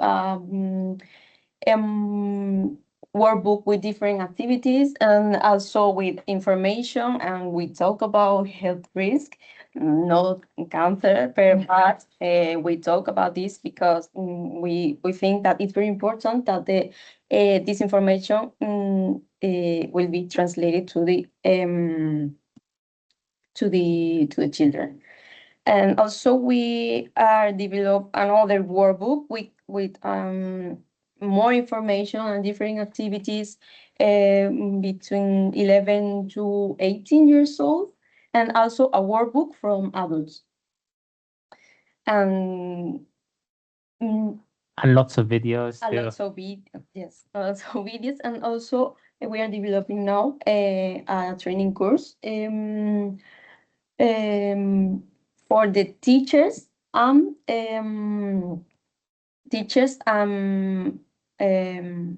management, building management. I think it's very important. Maybe we can develop more more materials for the metro. And I think Oh wait, we could do guidelines for the metro. We can add that to Ideal Cluster Working Group 4. I like that.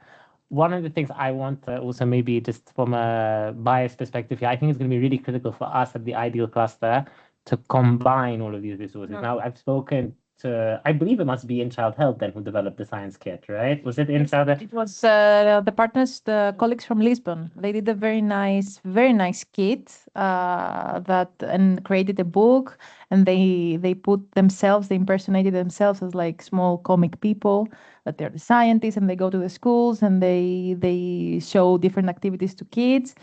And it was really interesting because the colleagues there, they also found sponsors to pay so they can release this product, let's say. And I think now they have been using it in schools, and children are very excited. So it's really interesting. So we have, I think that's one of the nice and most beautiful things about the Ideal Cluster. We have so many different resources that we can kind of couple together and to really have a big impact. So I always push for that. I'm always big on kind of coupling these things together. Now I want to end with, so we talked about the census, we talked about the pollution, we talked about the health effects. Now let's put them all together and say, how can we combine sensor networks, modeling, clinical indicators to turn these complex data sets into actionable, policy-ready knowledge? So how are we going to couple this all together to really have something actionable, a roadmap, if you will, for policymakers, for local administrators? I'm looking at you, Jose, at the far end, and we're going to go from you, so you have the opening word here, and we'll come all the way down. And that will be our last word for today. Okay.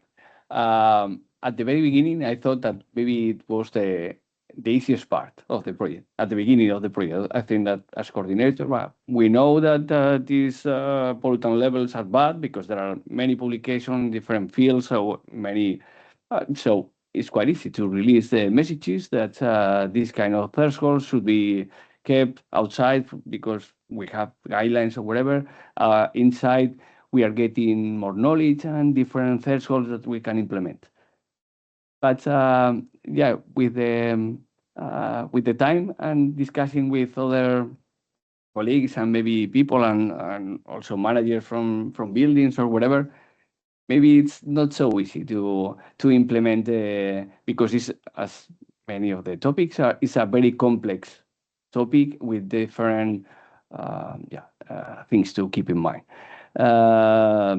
So now I think that is maybe the hardest part of our cluster, Ideal Cluster. We have 1 year and a half or more or less to discuss how to propose some politics or governance measures or to provide knowledge just to let the people who have more experience on all the sites in a holistic way, that not only thinking about the particular health, because maybe we are focused on PM that has or could have chronic effects or maybe acute effects in particular vulnerable groups, whatever.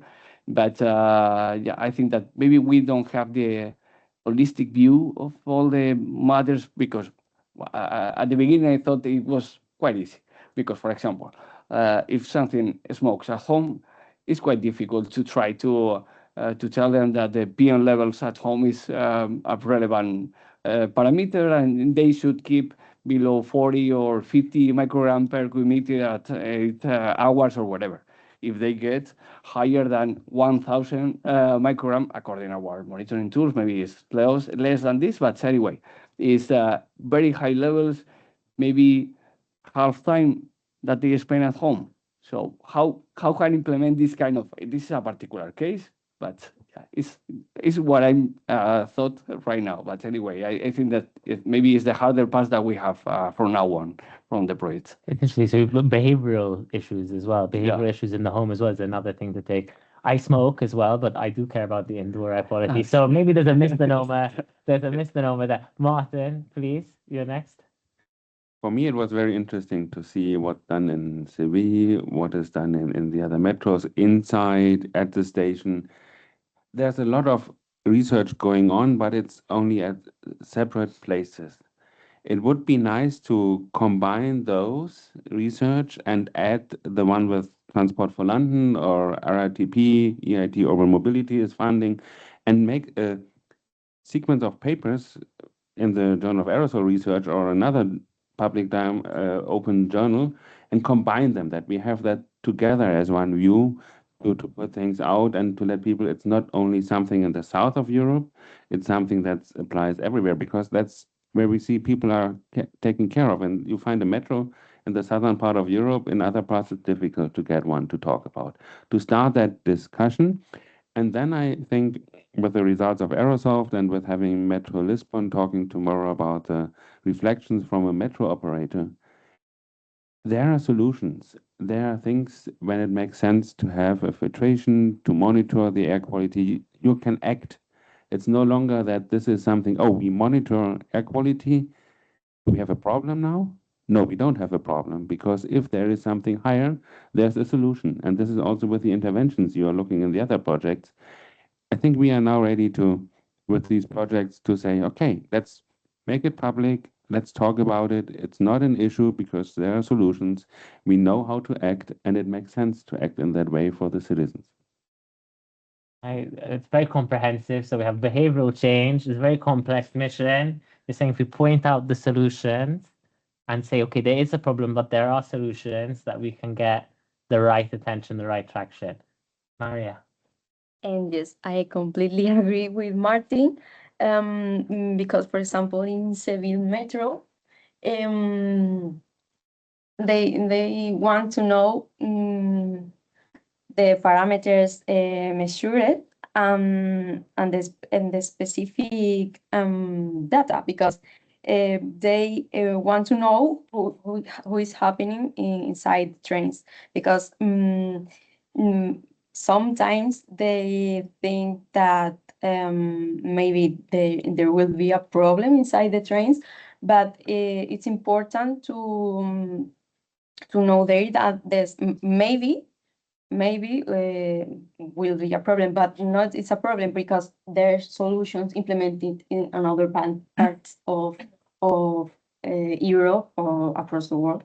So No, I like that. So maybe you can point out, right? You can point out, listen, there's an issue in the metro, but we have a solution for it. So don't worry. We should tell citizens. But I think that's a very important point there. Now, Marianne. Marianda. It's your turn to close here for the final word. So I definitely agree with both Jose and Martin that, for example, yes, in the beginning it seems easy, but it's not, because in the end you need to think of many things and to combine them, and this is very complicated sometimes, this holistic approach. And of course, each of us do a case study in Barcelona, for example, in my case, in other cities, but then the added value is when you combine all these different case studies and you make a big deal out of it, and you say, yes, I see that in Barcelona, but also it happens there. So this as an outcome is more important than each one of us publishing. Of course, it has a value if you publish, for example, for Barcelona. For example, one of my upcoming publications is going to be a case study for Barcelona for some of the pollutants I showed you. But in the end, it's really important when you combine all the results. And you see that it's not only here, it's also in the Northern Europe, it's also in the South, it's everywhere.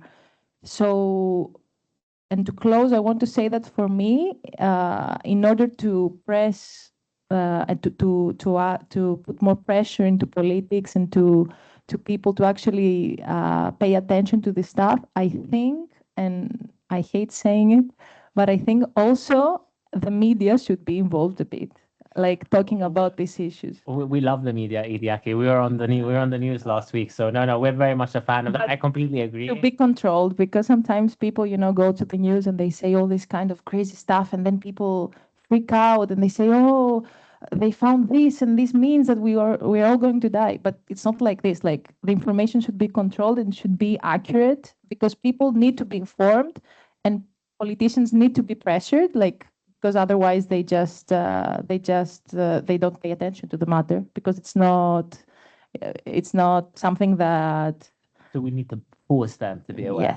Yes. I like that. I like the beautiful message though as well. This sort of diversity is our strength, right? That we should combine all the work that we've done together. And I think that's a really powerful thing about the ideal cluster, that we have this structured way to support each other and to really combine the work.